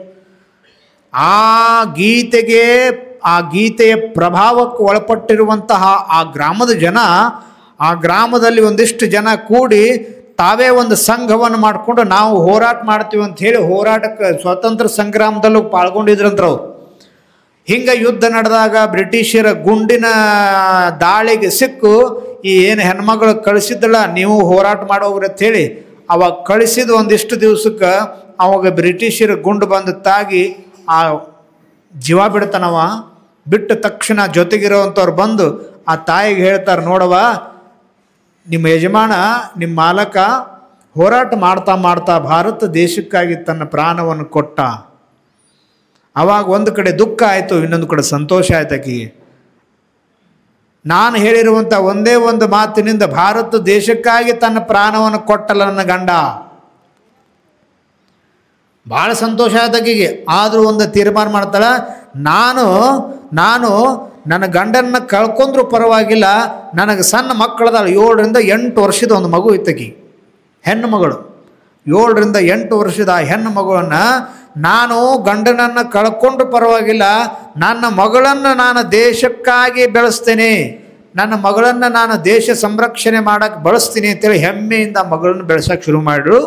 ಅಟ್ಟ ಒಂದು ತಿಂಗಳು 1.5 ತಿಂಗಳು ಒಳಗೆ ಸಮಾಜ ಭಾಳ ಹೊಲಸೈತಿ. ಭಾಳ ಹೊಲಸೈತಿ. ಇಂಥ ದುಷ್ಟರದಾರ ಅಂದ್ರೆ ಸಮಾಜದೊಳಗೆ ಆ ಹೆಣ್ಮಗಳು ಮದುವೆ ಆಗಿರುವಂಥ ಹೆಣ್ಮಗಳು ಗಂಡ ತೀರ್ಕೊಂಡ ಅನ್ನುವಂಥ ಒಂದೇ ಒಂದು ಸುದ್ದಿ ಕೇಳಿದಾಗ ಅನೇಕ ದುರ್ಬುದ್ಧಿ ಉಳ್ಳಂಥ ಯುವಕರು, ದುರ್ಬುದ್ಧಿಯ ಗಂಡಸರು ಆಕೆ ಮೇಲೆ ದುಷ್ಟ ಕಣ್ಣನ್ನು ಹಾಕಕತ್ರು, ಅವಳನ್ನು ಪೀಡಿಸಕತ್ರು, ಅವಳನ್ನು ಕೆಟ್ಟ ದೃಷ್ಟಿಯಿಂದ ನೋಡಕತ್ರು. ಆವಾಗ ಆಕೆ ಏನು ಮಾಡ್ತಾಳಂದ್ರೆ ಈ ಸಮಾಜದಲ್ಲಿ ನಡೆಯುವಂಥ ಇವೆಲ್ಲ ಘಟನೆಗಳನ್ನ ನೋಡಿ ತಾಳಲಾರ್ದ ಊರು ಬಿಟ್ಟು ಹೋಗಿ, ಹಿಂಗೆ ಅದು ಊರು ಹಿಂಗೆ ಇತ್ತು, ಕಲ್ಕತ್ತಾದೊಳಗೆ ಒಂದು ಹಳ್ಳಿ ಅದು, ಆ ಹಳ್ಳಿ ಪಕ್ಕಕ್ಕೆ ರೈಲ್ವೆ ಹಾದು ಹೋಗಿತ್ತು, ರೈಲ್ವೆ ಹಳಿ ಇದ್ದು ಅಲ್ಲಿ. ಊರು ಬಿಟ್ಟು ಹೋಗಿ ಆ ಹಳಿ ಪಕ್ಕದೊಳಗೆ ಒಂದು ಹಳಿ ಗುಡಿಸಲಿತ್ತು, ಆ ಗುಡಿಸಲದೊಳಗೆ ವಾಸ ಮಾಡಕತ್ತಲ್ಲ ಹೆಣ್ಮಗಳು. ಸಮಾಜ ಭಾಳ ಕೆಟ್ಟದೀಗ. ಹಿಂಗೈತಲ್ಲ, ಅಣ್ಣ ತಮ್ಮ ಅಕ್ಕ ತಂಗಿನ ಕರ್ಕೊಂಡು ಎಲ್ಲರೂ ದೇವಸ್ಥಾನಕ್ಕೆ ಹೋದರೂ ತಪ್ಪು ತಿಳ್ಕೊಳ್ಳೋ ಬಂದೈತಿ. ಅವ್ವ ಮಗ ಕೂಡಿ ತನ್ನ ತಾಯಿನ ಕರ್ಕೊಂಡು ಆ ಹುಡುಗ ಎಲ್ಲರೂ ಹೊಂಟಂದ್ರೆ ಅವನ ಬಗ್ಗೆ ಆಕೆ ಬಗ್ಗೆ ತಪ್ಪು ಮಾತಾಡುವಂಥ ದುಷ್ಟ ಭಾಳ ಅದಾರ ಸಮಾಜದೊಳಗೆ. ಭಾಳ ಹೊಲಸು ಸಮಾಜ ಇದು. ಇಂಥ ಸಮಾಜದೊಳಗೆ ಬದುಕೋಳು ಭಾಳ ಕಠಿಣ ಐತಿ. ಇಂಥ ದುಷ್ಟ ಬುದ್ಧಿಯಿಂದ ತುಂಬಿರುವಂಥ ಸಮಾಜದಿಂದ ನಾನು ದೂರ ಹೋಗ್ಕೊಳಂತ ಹೆಣ್ಮಗಳು ಏನು ಮಾಡ್ತಾಳಂದ್ರೆ ದೂರ ಹೋಗಿಬಿಟ್ಲು. ಹೋಗಿ ಗುಡಿಸಲದೊಳಗೆ ವಾಸ ಮಾಡಕತ್ಲು. ಆ ಗುಡಿಸಲದಿಂದ ಸಮೀಪ ಒಂದಿಷ್ಟು ದೂರ ಆ ಪಕ್ಕದೊಳಗೆ ರೈಲ್ವೆ ಹಳಿ ಹಾದು ಹೋಗಿತ್ತು. ಆ ಮುಂದೆ ರೈಲ್ವೆ ಹಳಿ ಇಲ್ಲೇನು ಬ್ರಿಡ್ಜ್ ಐತಿಲ್ಲ ನಿಮ್ಮದು, ಹಂಗೆ ಒಂದು ಬ್ರಿಡ್ಜ್ ಇತ್ತು ಅಲ್ಲಿ. ಆ ಬ್ರಿಡ್ಜ್ ಏನು ಮಾಡಿತ್ತು ಅಂದ್ರೆ ಒಂದು ದಿವ್ಸ ಫುಲ್ ಮಳೆ ಬರಾಕತ್ತೈತಿ, ತಾಸು 2 ತಾಸು ಮಳೆ ಹಿಂಗೆ ಹೊಡಿತಲ್ಲ, ಇದ್ದುದು ಬಿದ್ದುದು ಎಲ್ಲ ಗಿಡಗಂಟಿಗಳೆಲ್ಲ ಮುರಿದು ಬಿದ್ದು ಆ ರೈಲ್ವೆ ಹಳಿ ಮುಂದೆ ಇರುವಂಥ ಬ್ರಿಡ್ಜ್ನೂ ಕೂಡ ಹಾಳಾಯಿತು, ಅದು ಕೂಡ ಮುರಿದು ಬಿದ್ದುಬಿಡ್ತು. ರಾತ್ರಿ 10 ಗಂಟೆ ಆಗೈತಿ, ಮಳೆ ಫುಲ್ ಬರೋದನ್ನು ನೋಡಿ ಒಂದು ಕ್ಷಣ ಮಳೆ ನಿಂತು ಹಿಂಗೆ ಸಣ್ಣ ಹುಡುಗರು ಸುಮ್ಕೊಂಡಾಗಿಲ್ಲ ನೋಡ್ರಿ, ಅವ ಕೂತ್ ಬ್ಯಾಸರ ಆಗೈತಿ, ಮಳೆ ಬರತೈತಿ, ಭಾಳ ಬ್ಯಾಸರ ಆಗೈತಿ, ಹೋಗಿ ಬರೋಣ ಬಾ ಅಂತೇಳಿ ಹಂಗೆ ತಿರ್ಗಾಡ್ಕೋತ ಹಳಿ ಮೇಲೆ ಹೋದ್ರು. ಒಂದು ಇಷ್ಟು ದೂರ ಹೋಗ್ತಾರ, ಆ ಹಳಿ ಕಟ್ಟಾಗೈತಿ, ಮುಂದಿನ ಬ್ರಿಡ್ಜ್ ಮುರಿದು ಬಿಟ್ಟೈತಿ. ಅದನ್ನು ನೋಡಿದ ಏನು ಮಾಡ್ತಾಳಂದ್ರೆ ತಾಯಿಗೆ ಹೇಳ್ತಾಳೆ, ಹುಡುಗಿ ಎಷ್ಟ್ರಿ? 7 ಇಂದ 8 ವಯಸ್ಸು. ಅದಕ್ಕೆ ನಾ ಸಣ್ಣ ಹುಡುಗರಿಗೆ ಮಾತಾಡೋದು ಭಾಳ ನಮಗೆ ಹಿಡಿಸ್ತೈತೆ ಅಂದು. 7 ಇಂದ 8 ವಯಸ್ಸಿನ ಹುಡುಗಿ ಯವ್ವ ಇವತ್ತು ರಾತ್ರಿ 10 ಆಗಿತ್ತು ಟೈಮ, ಬೆಳಗ್ಗೆ 3 ರಿಂದ 3:30 ಕಲ್ಕತ್ತಾದಿಂದ ಒಂದು ಟ್ರೈನ್ ಬರ್ತೈತಿ. ಅದು ಕಲ್ಕತ್ತಾದ ಟ್ರೈನ್ ಬರ್ತೈತಲ್ಲ, ಅದರೊಳಗೆ ಸಾವಿರಾರು ಜನ ಇರ್ತಾರೆ. ಸಾವಿರಾರು ಜನ ತುಂಬಿಕೊಂಡು ಆ ಟ್ರೈನ್ ಬರ್ತೈತಿ. ನಶಿಕಿನಾಗ 3 ರಿಂದ 3:30 ಸಮಯಕ್ಕೆ ಬರ್ತೈತಿ ಅದು. ಮತ್ತು ಇದೇ ಮಾರ್ಗದಿಂದ ಹೋಗ್ತೈತಿ ಅಂದ ಕೂಡಲೇ ಈ ಬ್ರಿಡ್ಜ್ ಮುರಿದೈತಿ. ಇನ್ನು ಹೆಂಗೆ ತಿಳಿಸೋದು ಅವ್ರಿಗೆ? ಈಗಿನ ಗತ್ಲೆ ಅವಾಗ ಫೋನ್ ಇದ್ದಿದ್ದಿಲ್ಲ, ನೆಟ್ವರ್ಕ್ ಇದ್ದಿದ್ದಿಲ್ಲ. ಏನು ಮಾಡ್ಬೇಕು ಅವಾಗ ವಿಚಾರ ಮಾಡ್ತಾರೆ. ಅವ್ವ ಮಗಳು ಕೂಡಿ ಆ ಗುಡಿಸಲ್ದಾಗ ಹೋಗ್ತಾರೆ. ಹೋಗಿ ಆ ತಾಯಿ ಹೇಳ್ತಾಳಕ್ಕಿ ಹುಡುಗಿ, ಯವ್ವ ನಾನು ಆ ರೈಲ್ ಹಳಿ ಮೇಲೆ ನಿಂದಿರ್ತೇನೆ, ಯಾಕಂದ್ರೆ ಆ ಟ್ರೈನ್ ಯಾವಾಗ ಬರ್ತೈತೆ ಗೊತ್ತಿಲ್ಲ. ಟ್ರೈನ್ ಇವತ್ತು ನನಗೆ ಗೊತ್ತಿದ್ದದ್ದು ಟೈಮಿಂಗು ನಶಿಕಿನಾಗ 3:30, ಅದಕ್ಕಿಂತ ಮುಂಚೆನೂ ಟ್ರೈನ್ ಇರ್ಬೋದಲ್ಲ, ನನಗೆ ಗೊತ್ತಿಲ್ಲ ಯಾವಾಗ ಬರ್ತೈತೆ ಅನ್ನೋದು ನನಗೆ ಗೊತ್ತಿಲ್ಲ. ಹಾಗಾಗಿ ನಾನು ಯಾರನ್ನೂ ಸಾಯಕ್ಕೆ ಬಿಡಂಗಿಲ್ಲ. ನಮ್ಮ ಅಪ್ಪ ಭಾರತ ದೇಶಕ್ಕಾಗಿ ತನ್ನ ಪ್ರಾಣ ಕೊಟ್ಟಾನಂದ್ರೆ ಮುಂದೆ ಭಾರತ ದೇಶಕ್ಕೆ ಹೋರಾಡಬೇಕಾಗಿತ್ತು ಅಂದ್ರೆ, ನಮ್ಮ ಭಾರತ ದೇಶಕ್ಕೆ ಸ್ವತಂತ್ರ ಸಿಗಬೇಕಾಗಿತ್ತು ಅಂದ್ರೆ ಹೋರಾಡಕ್ಕೆ ನಮ್ಮ ಭಾರತೀಯ ಜನ ಬದುಕುಳಿಬೇಕಲ್ಲ. ಸಾವಿರಾರು ಜನ ಹಿಂಗೆ ಟ್ರೈನ್ ಆಕ್ಸಿಡೆಂಟ್ ಆಗಿ ಸತ್ರ ಅಂದ್ರೆ ನಮ್ಮ ಭಾರತಕ್ಕೆ ಸ್ವತಂತ್ರ ತರಕ್ಕೆ ಹೋರಾಡಕ್ಕೆ ಜನನ ಇಲ್ದಂಗೆ ಆಕೈತಿ ಅಂತ ತಿಳ್ಕೊಂಡು ಆ ಸಣ್ಣ ಹುಡುಗಿ ಏನು ಮಾಡ್ತೈತಿ ಅಂದ್ರೆ ತಾನು ಹೋಗಿ ಮನೆಯೊಳಗೆ ಒಂದು ಬಡ್ಗೆ ತೊಗೊಂಡು ಆ ಬಡ್ಗೆಗೆ ಅರಬಿ ಸುತ್ತಿ ಒಂದಿಷ್ಟು ಮನೆಯೊಳಗಿರುವಂಥ ಚಿಮ್ನ ಎಣ್ಣೆ ಹಾಕ್ಕೊಂಡು ಅದಕ್ಕೆ ಬೆಂಕಿ ಹಚ್ಕೊಂಡು ರಾತ್ರಿ 11 ಗಂಟೆಗೆ ಹೋಗಿ ಹಿಡ್ಕೊಂಡು ರೈಲ್ವೆ ಹಳಿ ಮೇಲೆ ನಿಂತು. ಆ ಕ್ಷಣಕ್ಕೆ ಒಂದಿಷ್ಟು ಮಳೆ ಕಡಿಮೆ ಆಗಿತ್ತು, ಮತ್ತು ಮಳೆ ಶುರು ಆಯ್ತು. ಯಾಕಂದ್ರೆ ಮಳೆ ಒಳಗೆ ತೋರಿಸ್ಕೊಂಡು ಹಂಗೆ ನಿಂತದ ಹುಡುಗಿ. 7 ರಿಂದ 8 ವರ್ಷದ ಹುಡುಗಿ. 2ನೇತೆ ಭಾಳ ಆದ್ರೆ 3ನೇತೆ ಓದ್ತಾವ ನಮ್ಮ ಹುಡುಗರಿಗೆ. 7ನೇತೆ 8ನೇತೆ 7-8 ವಯಸ್ಸಂದ್ರೆ 2 ಬತ್ತ 3ನೇ ತರಗತಿ ಓದ್ತಿರ್ತಾರೆ. ಅಂಥ ಹುಡುಗಿ ಏನು ಮಾಡ್ತಂದ್ರೆ ಬೆಂಕಿ ಹಿಡ್ಕೊಂಡು ನಿಂತು ಮಳೆ ಬರಾಕೈತು, ಆದರೂ ಮಳೆ ಖಬರ್ ಇಲ್ಲ, ನನಗೆ ತಂಡು ಹತ್ತೈತೆ ಅನ್ನೋದು ಇಲ್ಲ, ಚಳಿ ಹತ್ತೈತೆ ಅನ್ನೋದಿಲ್ಲ.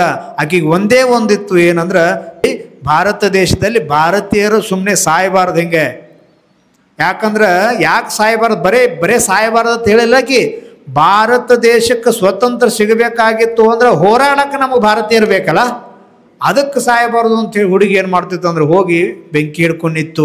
ಟೈಮ್ 12 ಗಂಟೆ ಆಯಿತು.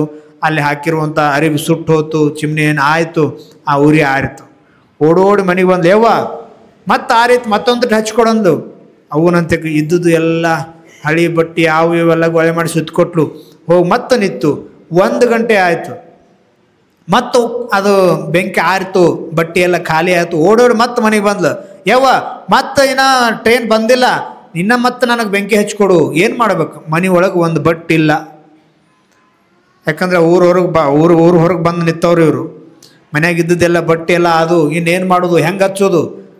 ತಾಯಿ ತನ್ನ ಮೈ ಮೇಲಿರುವಂಥ ಸೀರೆ ಕಳೆದ ಸೀರೆ ಬಟ್ಟೆ ಸುತ್ತಿ ಕೊಡ್ತಾಳಂತ. ಅದನ್ನು ಹಚ್ಕೊಂಡು ಹೋಗಿ ನಿಂತಲು. 1 ತಾಸು 1:30 2 ಆಯ್ತು. ಅದಕ್ಕೂ ಟ್ರೈನ್ ಬರಲಿಲ್ಲ, ಇನ್ನೂ ಟ್ರೈನ್ ಬರಲಿಲ್ಲ. ಆವಾಗ ತಾಯಿ ಏನು ಮಾಡ್ತಾಳೆ, ತನ್ನ ಮೈ ಮೇಲಿರುವಂಥ ಎಲ್ಲ ಬಟ್ಟೆ ಬಿಚ್ಚಿ ಸುತ್ತಿ ಎಣ್ಣೆ ಹಾಕಿ ಅದಕ್ಕೆ ಬೆಂಕಿ ಹಚ್ಚಿ ಕೊಟ್ಟು ಕಳಿಸ್ತಾಳೆ. ಆವಾಗೂ ಸಾಲಂಗಿಲ್ಲ. ಅದಾಗೂ ಸಾಲಂಗಿಲ್ಲ ಅಂದ್ರೆ ಆ ಹುಡುಗ ಓಡೇರಿ ಬತ್ತ, ಯವ್ವ ನೀನು ನಿನ್ನ ಮೈ ಮ್ಯಾಗಿರುವಂಥ ಬಟ್ಟೆ ಎಲ್ಲ ಹರಿದು ಇದಕ್ಕೆ ಸುತ್ತಿ ಕೊಟ್ಟಿಯಲ್ಲ, ಆದರೂ ಇನ್ನೂ ಟೈಮ್ ಐತಿ, ಇನ್ನೂ ಟ್ರೈನ್ ಬಂದಿಲ್ಲ, ನನ್ನ ಮೇಲೆ ಒಂದು ಅಂಗಿ ಪ್ರಕಾರ ಐತಿ, ಇದನ್ನು ತೆಗೆದು ಸುತ್ತಿ ಕೊಡು. ನಾ ಹಂಗೆ ಬೆತ್ತಲೆಯಾಗಿ ನಿಂದಿರ್ತನಕರೆ ನಾವು ಭಾರತ ದೇಶದ ಜನರನ್ನ ಸಾಯಕ್ಕೆ ಬಿಡಂಗಿಲ್ಲ ಅಂದ್ಲಕ್ಕಿ.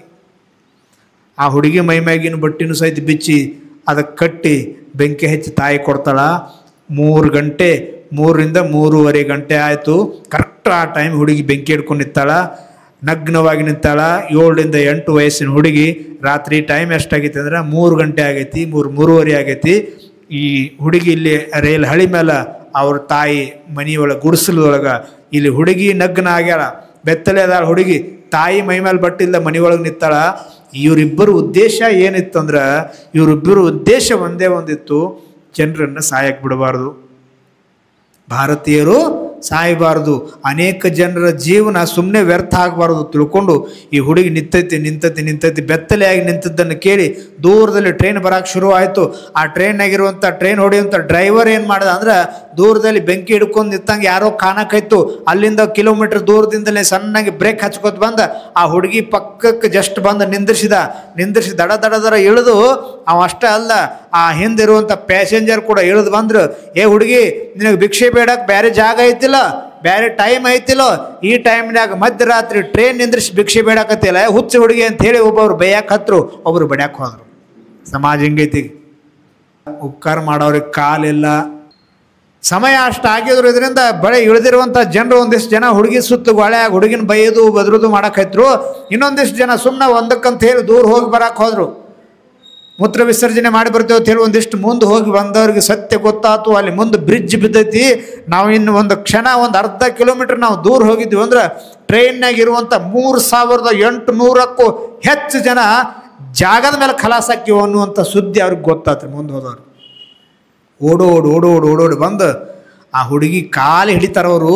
ಇವರೆಲ್ಲ ಭಯಕತ್ತಿರ ತಲೆಗೆ ಒಬ್ಬೊಬ್ರು ಮಾತಾಡ್ತಾರೆ ನೋಡ್ರಿ. ಸಮಾಜದೊಳಗೆ ಯಾರು ಒಂದು ಈಟ್ ಏನ್ರ ಆಯ್ತು ಅಂದ್ರೆ ಅದು ಹಿಂದೂ ಗೊತ್ತಿರಂಗಿಲ್ಲ, ಮುಂದೆ ಗೊತ್ತಿರಂಗಿಲ್ಲ, ಅದು ಹಿಂದೆ ಮುಂದೆ ಏನೂ ಗೊತ್ತಿರಂಗಿಲ್ಲ, ಬರೀ ಏನೋ ಒಂದು ಆಗಿತ್ತರ ಅದನ್ನ ಮಾತಾಡೋದು. ನಿಂದಿಸಿ ನುಡಿಯದಿರಾರನ್ನು ಮನಸ್ಸಿಗೆ ಬಂದಂತೆ ನಡೆಯದಿರಿಹದಲ್ಲಿ ಅಂತ ಹೇಳ್ತಾರೆ ನಿಜಗುಣ ಶಿವಯೋಗ. ಬರೀ ಬಾಯಿ ಐತಂದ್ರೆ ಬಾಯಿಗೆ ಬಂದಂಗೆ ಮಾತಾಡೋದಲ್ಲ, ಬರೀ ನಿಂದನೆ ಮಾಡೋದ್ರಾಗ ನಮ್ಮ ಜೀವನ ಹೋಗಿಬಿಡಬಾರ್ದು.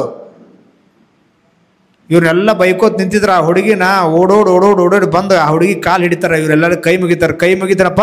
ಆ ಹುಡುಗಿಗೆ ಯಾರೂ ಏನು ಅನ್ನಕ್ಕೆ ಹೋಗ್ಬೇಡ್ರಿ ಅಂದಾಗ ಎಲ್ಲರೂ ಸ್ತಬ್ಧ ಆಗಿಬಿಟ್ರು. ಯಾಕೆ ಏನಾದ ಹಿಂಗೆ ಮುಂದೆ ಒಂದು ಟ್ರೈನ್ ಹೋಗುವಂಥ ಹಾದಿ, ಟ್ರೈನ್ ಹಳಿ ಏನೈತಲ್ಲ, ಮುಂದೆ ಬ್ರಿಡ್ಜ್ ಐತಿ. ಮಳೆ ಗಾಳಿಗೆ ಸಿಕ್ಕ ಬ್ರಿಡ್ಜ್ ಹಾಳಾಗಿ ಬ್ರಿಡ್ಜ್ ಮುರಿದು ಹೋಗ್ಬಿಟ್ಟೈತಿ. ಟ್ರೈನ್ ಹಳಿ ಕೂಡ ಆ ಕಡೆ ಈ ಕಡೆ ಚೆಲ್ಲಾಪಿಲಿ ಆಗ್ಯಾವ. ಇನ್ನು ಒಂದು ಅರ್ಧ ಕಿಲೋಮೀಟ್ರ್ ನೀವು ಈ ಟ್ರೈನ್ ಬಿಟ್ರೆ ಅಂದ್ರೆ ಈ ಟ್ರೈನಾಗಿರುವಂಥದ್ದು ಎಲ್ಲರೂ ಸತ್ತು ಬಿಡ್ತಿದ್ದೆವು. ಅದನ್ನು ಕಾಪಾಡೋಕೆ, ನಮ್ಮ ಜೀವ ಉಳ್ಸೋಕೆ ಈ ಹುಡುಗಿ ತಿಂಗ್ ನಿಂತೈತಿ ಅಂತ ಹೇಳಿ ಅವಾಗ ಎಲ್ಲರೂ ಬಂದು ಆ ಹುಡುಗಿಗೆ ತಲೆ ಮೇಲೆ ಕೈ ಆಡಿಸ್ತಾರ. ಸಣ್ಣ ಹುಡುಗಿ ಐತಿ ಮುದ್ದು ಮಾಡ್ತಾರ. ತಮ್ಮಲ್ಲಿರುವಂಥ ಶಾಲ್ ಗೀಲ್ ತೆಗೆದು ಆ ಹುಡುಗಿಗೆ ಹೊಸ್ತಾರ. ಅಥವಾ ನೀನು ಟ್ರೈನ್ದಾಗಿರೋರು ಸಾಯಬಾರ್ದು ಅಂಥೇಳಿ ಬೆಂಕಿ ಹಿಡ್ಕೊಂಡು ನಿಂತೀವಿ, ಓಕೆ ಒಪ್ಕೋತೀವಿ, ಆದ್ರೆ ಬೆತ್ತಲೆ ನಿಂದ್ರಕ್ಕೆ ಏನು ಅವಶ್ಯಕತೆ ಐತಿ ನಿನಗ ಅಂತ ಪ್ರಶ್ನೆ ಮಾಡಿದ್ರಿ. ಮಂದಿ ಹಿಂಗೈತಿಲ್ಲ, ನೀವು ಏನು ಮಾಡಿದ್ರು ಒಂದು ಟೀಕೆ ಮಾಡ್ದತಿ. ನೀವು ಏನು ಮಾಡಿದ್ರು ಒಂದು ಕತೆ ಬರುತ್ತೆ ನೋಡ್ರಿ. ಒಬ್ಬ ಕತ್ತಿ ಸಾಕಿದ್ದಂತ ಊರಿಗೆ ಹೊಂಟಿದ್ದ, ಕತ್ತಿ ತೊಗೊಂಡು ಊರಿಗೆ ಹೋಗ್ಬೇಕಾದ್ರೆ ಕೈಯಾಗ 2 ಚೀಲ, ಕೈ ಚೀಲ.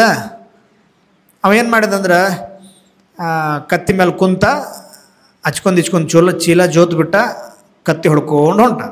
ಅವಾಗ ಒಂದಿಷ್ಟು ಮಂದಿ ನೋಡಿ ಕತ್ತಿ ಎಟ್ಕಳೈತಿ, ಇವ ಕ್ವಾಣ ಇದ್ದಂಗೆ ಅದಾನ, ಕತ್ತಿ ಮೇಲೆ ಕೂತೋಕ್ಕಿದೆ ಉತ್ಸಾಹ ಅಂದರು ಮಂದಿ. ಅವಾಗ ಅವ್ನು ಕ್ಷಣ ನಿಂತ ವಿಚಾರ ಮಾಡಿದ, ಹೌದಲ್ಲ ಪಾಪ ಅದು ಕತ್ತಿ, ಅದು ಒಂದು ಜೀವ ಐತಿ, ನಾ ಅದ್ರ ಮೇಲೆ ಕೂತೀನಿ, ಬೇಡ ನಾ ತಳಗಿಡೀನು, ಬರೀ ಚೀಲ ಅಟ್ಟ ಇಡೋನು. ಬರೀ ಚೀಲ ಅಷ್ಟು ಕತ್ತಿ ಮೇಲೆ ಇಟ್ಟ ಏನು ಮಾಡ್ದ, ಕತ್ತಿ ಕೈ ಹಿಡ್ಕೊಂಡು ನಡ್ಕೋತ ಹೊಂಟ. ಮುಂದೆ ಹೋಗೋಟಿಗೆ ಮತ್ತೊಂದಿಬ್ರು ನಿಂತಿದ್ರಿ. ಈ ಒಂದಿಷ್ಟು ಜನ ಇರತ್ತ ಇವರು. ಹಾಂ, ನಿಮ್ಮಲ್ಲೇ ಇಲ್ಲಿ ಅಷ್ಟೇ ಇಲ್ಲ, ಎಲ್ಲ ಕಡೆ ಇರುತ್ತಾರೆ. ನಿಮ್ಮ ಓನ್ಯಾಗೂ ಇರ್ತಾರೆ, ನಿಮ್ಮ ಊರಾಗೂ ಇರ್ತಾರೆ, ಎಲ್ಲ ಕಡೆ ಇರ್ತಾರೆ. ಇಲ್ಲಿದ್ದಾಗ ಒಂಥರ ಹತ್ತಿರ್ತಾರೆ, ಮುಂದೆ ಹೋಗೋಟಿಗೆ ಮಾತಾಡೋರು ಇರೋವ್ರ. ನಿಂದಕರು ಇರಬೇಕು, ನಿಂದಕರು ಹಂದಿ ಇದ್ದಂತೆ ಅಂದಂದು ಮಾಡಿದ ಮಲವ ತಿಂದು ಹೋಗುವರಿ ನಿಂದಕರು ಅಂತ. ಹಂದಿದ್ದಂಗೆ ಅಂತೀವಿ ನಿಂದಕನು, ನಿಂದೆ ಮಾಡೋರು. ಹಂದಿಗಳಿದ್ರೆ ಹೆಂಗೆ ಓಣಿ ಸ್ವಚ್ಛ ಇರ್ತೈತೋ, ಗಟ್ರಗಳೆಲ್ಲ ಸ್ವಚ್ಛ ಇರ್ತಾವೋ, ಹಂಗೆ ನಮಗೆ ಸುತ್ತಮುತ್ತ ನಿಂದಕರಿದ್ರು ಅಂದ್ರೆ ನಿಂದೆ ಮಾಡಿ ಮಾಡಿ ಮಾಡಿ ಏನು ಪಾಪಗಳೇ ಆಗಿರ್ತೈತಲ್ಲ ಅಂಥ ಪಾಪ ಅನ್ನುವಂಥ ಮಲ ತಿಂದು ಹೋಗ್ಬಿಡ್ತಾರ ನಿಂದಕರು. ಅದಕ್ಕೆ ನಿಂದಕರು ಇರಬೇಕಂತ ಹೇಳ್ತಾರೆ. ನಿಂದನೆ ಮಾಡೋರು ಜೀವನದೊಳಗೆ ಇದ್ದೇ ಇರ್ತಾರೆ. ಮುಂದೆ ಹೋಗೋಟಿಗೆ ಒಂದಿಬ್ರು ಇದ್ರು, ಎಲೆ ಹುಚ್ಚದೇನ ಹನುಮಂತನಿ ಅಂದ್ರು. ಅಲ್ಲೋ ಕತ್ತಿ ಐತದ, ಕತ್ತಿ ಮೇಲೆ ಸಾಮಾನು ಇಟ್ಕೊಂಡು ನೀನು ನಡ್ಕೋತ ಹೊಂಟೆ, ಎಂಥ ಹುಚ್ಚದೆ ಮಳ್ಳ ಅಂದ್ರು ಇವರು. ಅಲ್ಲೇ ಕತ್ತಿ ಐತಿ, ಕತ್ತಿ ಕುಂತು ಹೋಗಾಕದ, ಕುಂತು ಹೋಗೋದು ಬಿಟ್ರಿ ನೀ ನಡ್ಕೋತ ಹೊಂಟಿಲ್ಲೋ ಅಂದರು. ಆವಾಗ ಏನು ಮರ ಅಲ್ಲಿ ಅವ್ರು ಹಂಗಂದ್ರೆ ತಳಗಿದ್ ಇವ್ರು ಹಿಂಗಂದ್ರೆ ಅಂದ್ ಮತ್ತೆ ವಿಚಾರ ಮಾಡಿದ. ಏನು ಮಾಡಿದೆ ಅಂದ್ರೆ, ಈಗ ಬ್ಯಾಡಗಪ್ಪ, ಅವು ಕತ್ತಿ ಮೇಲೆ ಹಾಕಿದ್ದಲ್ಲ ಚೀಲಗಳು, ಅವು 2 ಚೀಲ ತೊಗೊಂಡು ತನ್ನ ಕೊಳ್ಳಿಗೆ ಹಾಕ್ಕೊಂಡ್ರು. ಕತ್ತಿ ಒಂದು ನಡ್ಸ್ಕೋತ ಹೊಂಟ ಆಯ್ತು. ಮತ್ತೆ ಮುಂದೆ ಹೋಗೋಟಿಗೆ ಒಬ್ಬರು ಇದ್ರವ. ಅಲ್ಲೇ ನೀ ಶಾನೆ ಅದೆಯೋ ದೊಡ್ಡದೆಯೋ ಗೊತ್ತಿಲ್ಲ ನನಗೆ, ಕತ್ತಿ ಖಾಲಿ ಅದಕ್ಕೆ ಹಿಡ್ಕೊಂಡು ಹೊಂಟಿ, ಅದನ್ನು ಕತ್ತಿ ಮೇಲೆ ನೀ ಕುಂಡ್ರಬೇಕು, ಸಾಮಾನು ಇಡಬೇಕು. ಅಲ್ರಿ ಹಿಂಗೆ ಹಿಂದಿಬ್ಬರು ಈ ಗಂಟೆ ಬಿದ್ದಿದ್ರು ಹಿಂಗಂದ್ರು. ಅವಾಗ ಸತ್ಯ ಹೇಳಿದವ, ನೋಡಪ್ಪ ಸಮಾಜದೊಳಗೆ ಇಂಥವ್ರು ಇರೋದ, ನೀ ಚಲೋ ಮಾಡ್ರು ಒಂದಂತಾರ, ನೀ ಕೆಟ್ಟ ಮಾಡಿದ್ರು ಒಂದಂತಾರ, ನೀ ಏನೂ ಮಾಡಂದ ಸುಮ್ ಕೂತ್ರು ಒಂದು ಅನ್ನತ್ತಾರ ನಿನಗೆ. ಹಾಂ, ನೀ ಏನೂ ಮಾಡ್ಲಾರ್ದು ಸುಮ್ ಕೂತ್ರು ಒಂದು ಅತ್ತಾರ. ಅದಕ್ಕಾಗಿ ನೀ ಏನು ಮಾಡ್ಬೇಕಂದ್ರೆ ಇವು 2 ಹತ್ತಿ ಎಳೆ ತುಗ ಅಂತೇಳಿ 2 ಹತ್ತಿ ಎಳೆ ಕೊಟ್ಟು ಇಚ್ಕೊಂಡು ಹಾಕುವ ಹಾಕೊಂಡ ಮ್ಯಾಲ ಕುದುರೆ ಎದ್ದು ಕತ್ತಿ ಹತ್ತಿ ನೀವು ಹೋಗು ಅಂಥೇಳಿ ಹಿಂಗೊಂದು ಬೋಧನೆ ಮಾಡಿದಂತ. ಸಮಾಜದೊಳಗೆ ಇವ್ರು ಇರೋವ್ರ, ಇವ್ರು ಎಲ್ಲಿ ಹೋದ್ರೂ ಬಿಡಂಗಿಲ್ಲ ಇವರು. ನೀವು ಕೆಲಸ ಮಾಡ್ತೀರ, ಡ್ಯೂಟಿ ಮಾಡಲಿ ಇರೋವ್ರ. ನೀವು ಹೊಲಕ್ಕೆ ಕೆಲ್ಸಕ್ಕೆ ಹೋಗ್ತೀರ, ಕೆಲ್ಸಕ್ಕೆ ಒಂದು 4, 8, 10 ಮಂದಿ ಆಳುಗೊಳೆ ಕೂಡಿ ಕೆಲ್ಸಕ್ಕೆ ಹೋಗ್ಯಾರ, ಕಸ ತೆಗೆ ಅಲ್ಲೇ ಬಿಡ್ತಾರೆ, ಅಲ್ಲೇ ಇರತ್ತಾರ ಅವ್ರು. ಅಯ್ಯಕ್ಕೆ ಹಿಂಗೆ ಮಾಡಲ ಇವ. ಹಾಂ, ಈ ಊರೊಳಗೆ ಸೂಕ್ಷ್ಮವಾಗಿ ತಿಳ್ಕೊಬೇಕ. ನಾ ಎಲ್ಲ ಬಿಡಿಸಿ ಹೇಳಂಗಿಲ್ಲ ನಿಮಗೆ, ಸೂಕ್ಷ್ಮವಾಗಿ ತಿಳ್ಕೊಬೇಕು. ಈ ಊರಾಗ ಈ ಧರ್ಮ ಕಾರ್ಯಕ್ಕೆ ಇಷ್ಟು ಜನ ಕೂಡೇರಿ ಅಂದ್ರೆ ನಿಮ್ಮ ತಾಕತ್ತು ಮೆಚ್ಚಬೇಕಾದದ್ದೇ. ನಮ್ಗೆ ಸೂಕ್ಷ್ಮವಾಗಿ ತಿಳ್ಕೊಂಬಿಡ್ಬೇಕು. ಬೇರೆ ದೇಶದ ಸಂಸ್ಕೃತಿಯನ್ನು ನಾವು ಅಳವಡಿಸ್ಕೊಂಡು ನಮ್ಮ ಸಂಸ್ಕೃತಿಯನ್ನು ಮರೆಯಕತ್ತೀವಿ. ಬೇರೆ ಧರ್ಮದವರ ದಬ್ಬಾಳಿಕೆಗೆ ಒಳಪಟ್ಟು ನಮ್ಮ ಧರ್ಮವನ್ನು ಆಚರಣೆ ಮಾಡೋದು ಬಿಡಕತ್ತೀವಿ. ಎಂಥ ಪರಿಸ್ಥಿತಿ ನಮಗೆ ಬಂದೈತೆ ನೋಡ್ರಿ. ಶಾಲೆಗೆ ಹೋಗುವಂಥ ಮಕ್ಕಳಿಗೆ ಹನಿ ಮೇಲೆ ಇವತ್ತಿ ಹಚ್ಕೊಂಡು ಹೋಗ್ಬಿಡುವಾರ. ಈಗ ಗೊತ್ತೈತ್ರಿ ನಿಮ್ಗೆ, ನಿಮ್ಮ ಕಡೆನೂ ಇರ್ತಾವೆ ಶಾಲೆಗಳು.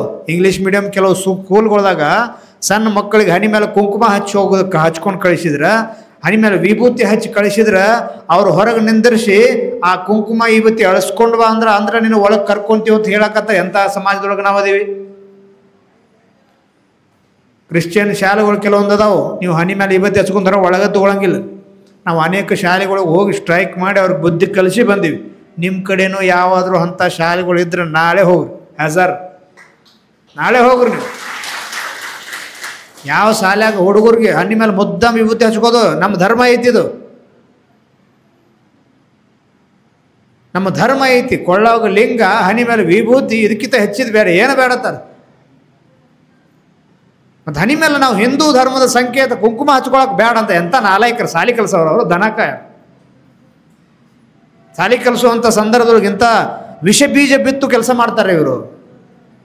ಸರ್ವಧರ್ಮಗಳ ಸಮಾನತೆ ಅಂಥೇಳಿ ರಾಷ್ಟ್ರಗೀತೆ ಹಾಡ್ತಾರ, ನಾಡಗೀತೆ ಹಾಡ್ತಾರ. ಅದರೊಳಗಿನ ಅರ್ಥ ಈ ಶಿಕ್ಷಕರಿಗೆ ಗೊತ್ತಿಲ್ಲ ಅಂದ್ರೆ ಮಕ್ಕಳಿಗೇನು ಕಲಿಸ್ತಾರೆ ಇವರು. ಧರ್ಮಗಳಲ್ಲಿ ಒಡಕು ಮೂಡಿಸಬಾರ್ದು. ಧರ್ಮಗಳಲ್ಲಿ ಬೆಳೆಯುವಂಥ ಮಕ್ಕಳ ತಲೆಯಾಗ ಹುಳ ಬಿಡಬಾರ್ದು. ಆ ಹುಳ ಬಿಡಬಾರ್ದು, ಅದನ್ನು ನಿವಾರಿಸಿ ಅವರಿಗೆ ಒಳ್ಳೆಯ ಮಾರ್ಗವನ್ನು ತೋರಿಸ್ಬೇಕು. ಇಂಥ ಸಮಾಜದೊಳಗೆ ಅದೀವಿ ನಾವು. ಇದು ಬಿರಲಿ, ಹಂಗೆ ಹೋಗ್ಬೇಕು ಮುಂದೆ. ಅಲ್ಲಿ ಹೋಗೋನು ಎಲ್ರಿ, ಕಲ್ಕತ್ತಕ್ಕೆ ಹೋಗೋನು. ಅಲ್ಲೇ ಹೋಗಿದ್ದು, ಈಗ ಬಂದಿವು. ಕಲ್ಕತ್ತಕ್ಕೆ ಹೋಗಿ ಆ ಹುಡುಗಿನ ಎಲ್ಲರೂ ಬೈಯಾಕತ್ರು ಅಂತ ಅಲ್ಲಿ ಪ್ರಶ್ನೆ ಕೇಳಿದ್ರು. ಅಲ್ಲವಾ ನೀನು ಈ ಬೆತ್ತಲೆ ಯಾಕೆ ನಿಂತಿ, ನನಗೆ ಇದ ಸಮಸ್ಯೆ ಬಂತು, ಎಲ್ಲರಿಗೂ ಪ್ರಶ್ನೆ ಅದೊಂದು. ಈ ಹುಡುಗಿ ಇಷ್ಟೆಲ್ಲ ಕಾಪಾಡಿದ್ದು, ಇಷ್ಟೆಲ್ಲ ಚಲೋ ಕೆಲಸ ಮಾಡಿದ್ದು, ಈ ಹುಡುಗಿ ಹುಚ್ಚಿರ್ಬೇಕು, ಈ ಹುಡುಗಿ ಹುಚ್ಚಿರ್ಬೇಕು. ಅದು ಅಂದಲ್ಲಿ ಹೆಂಗೆ ಬೆತ್ತಲೆ ನಿಂತಿರ್ತೈತಿ ನಡು ರಾತ್ರಿ ಒಳಗೆ ಅಂಥೇಳಿ ಕೇಳಿದಾಗ ಆಕೆ ಹೇಳ್ತಾಳ, ನಾನು ರಾತ್ರಿ 10 ಗಂಟೆಯಿಂದ ಇಲ್ಲೇ ನಿತ್ತೇನೆ ರೀ, 10 ಗಂಟೆಯಿಂದ ಇದಕ್ಕೆ ಬೆಂಕಿ ಹಚ್ಕೊಂಡು ನಿತ್ತೇನೆ ರೀ. ನಮ್ಮ ಮನೆ ಒಳಗೆ ನಮ್ಮ ಅವ್ವನೂ 2-3 ಸೀರೆ ಅದು, ನಾನು ಒಂದು 2-3 ಬಟ್ಟೆಗಳಿದ್ದು ಅವು ಅದು, ಇಂಥ ಹರಕ್ಕೆ ಚಿಂದಿ ಬಟ್ಟೆ ಎಲ್ಲ ಅದು. ಆದರೆ ಟ್ರೈನ್ ಏನೋ ಬರಲಿಲ್ಲ, ಲೇಟ್ ಆಯಿತು. ಹಾಗಾಗಿ ನಮ್ಮ ತಾಯಿ ಮೈ ಮ್ಯಾಗಿನ ಬಟ್ಟೆಗಳ್ನ ಸಹಿತ ಹರತ್ತಂದು ನಾ ಬೆಂಕಿ ಹಚ್ಕೊಂಡು ನಿಂತೀನಿ. ಆ ಬಟ್ಟೆ ಆದರೂ ಸಹಿತ ಇನ್ನು ಯಾವುದೂ ಬಟ್ಟಿಲ್ಲ, ನನಗೆ ಒಂದೇ ಒಂದು ಅವಕಾಶ ಇತ್ತು, ನನ್ನ ಮೈ ಮ್ಯಾಗಿನ ಬಟ್ಟೆ, ಆ ನನ್ನ ಮ್ಯಾಗಿನ ಬಟ್ಟಿನೂ ಸಹಿತ ಹರಿದ ಆ ಕಟ್ಟಿಗೆ ಕಟ್ಟಿ ಎಣ್ಣೆ ಹಾಕ್ಕೊಂಡು ಬಂದು ಇಲ್ಲಿ ನಿತ್ತೇನ್ರಿ. ನೀವು ಈಗ ಬಂದ್ರಿ, ಇನ್ನೊಂದು 10 ನಿಮಿಷ ಲೇಟ್ ಮಾಡಿದ್ರಿ ಅಂದ್ರೆ, ನಿಮ್ಮ ಟ್ರೈನ್ ಬರೋದು ಒಂದು 10 ನಿಮಿಷ ಲೇಟ್ ಆಗಿತ್ತು ಅಂದ್ರೆ ಇದು ಬಟ್ಟೆ ಎಲ್ಲ ಉರಿದು ಸುಟ್ಟು ಬೂದಿ ಹಾಕಿತ್ತು. ಆವಾಗ ಬೆಂಕಿ ಆರ್ತಿತ್ತು. ಆವಾಗ ನನ್ನ ಕಡೆ ಹಚ್ಚಿನಂದ್ರೆ ಒಂದು ತುಂಡು ಬಟ್ಟೆ ಸಹಿತ ಇಲ್ರಿ. ಅದಕ್ಕೆ ನಮ್ಮ ಅವ್ವ ನಾನು ಹಿಂಗೆ ಬತ್ತಲೆ ಆಗಿ ನಿಂತು ನಿಮ್ಮನ್ನು ಕಾಪಾಡಿವಿ ಅಂತ ಹೇಳಿದಾಗ 3800ಕ್ಕೂ ಹೆಚ್ಚು ಜನ ಕಣ್ಣೊಳಗೆ ದಳ ದಳ ದಳ ನೀರು ತೆಗಿತಾರೆ. ನೀರು ತೆಗೆದು ಎಲ್ಲರೂ ಕೂಡ ಹೇಳ್ತಾರೆ ಜನ ಇದ್ದವರು, ನೋಡವ ನಿನಗೆ ನಿಮ್ಮ ತಾಯಿಗೆ ಒಳ್ಳೆಯ ನಾವು ಸರ್ಕಾರದ ಕಡೆಯಿಂದ ಸನ್ಮಾನ ಮಾಡಿಸ್ತೀವಿ, ಸರ್ಕಾರ ಕಡೆಯಿಂದ ಗೌರವವನ್ನು ಕೊಡಿಸ್ತೀವಿ ಅಂತ ಹೇಳಿದಾಗ ಆ ತಾಯಿ ಹೇಳ್ತಾಳ, ನಾನು ಯಾವುದೇ ಸರ್ಕಾರದಿಂದ ಗೌರವ ತಗೋಬೇಕು, ಯಾವುದೇ ಸರ್ಕಾರದವರಿಂದ ಏನೋ ಒಂದಿಷ್ಟು ಹಣ ತಗೋಬೇಕು ಅನ್ನುವಂಥ ಉದ್ದೇಶ ಇಟ್ಕೊಂಡು ನಿಮ್ಮನ್ನು ಕಾಪಾಡಿಲ್ಲ. ನನ್ನ ಮಗಳಿಗೆ ಇಂಥ ಸಂಸ್ಕಾರ ಕೊಟ್ಟನಲ್ಲ, ನನ್ನ ಮಗಳಿಗೆ ಇಂಥ ಸಂಸ್ಕಾರ ಕೊಟ್ಟನಿಲ್ಲ, ತನ್ನ ತಾಯಿ ಮೈ ಮ್ಯಾಗಿನ ಬಟ್ಟೆ ಸಹಿತ ಖಬರಿಲ್ಲದ ಸಮಾಜ ಸೇವೆ ಮಾಡಲಿ ಅನ್ನುವಂಥ ಉದ್ದೇಶವನ್ನು ಇಟ್ಕೊಂಡು ಆಕೆಗೆ ಸಂಸ್ಕಾರ ಕೊಟ್ಟಿದ್ವಿ.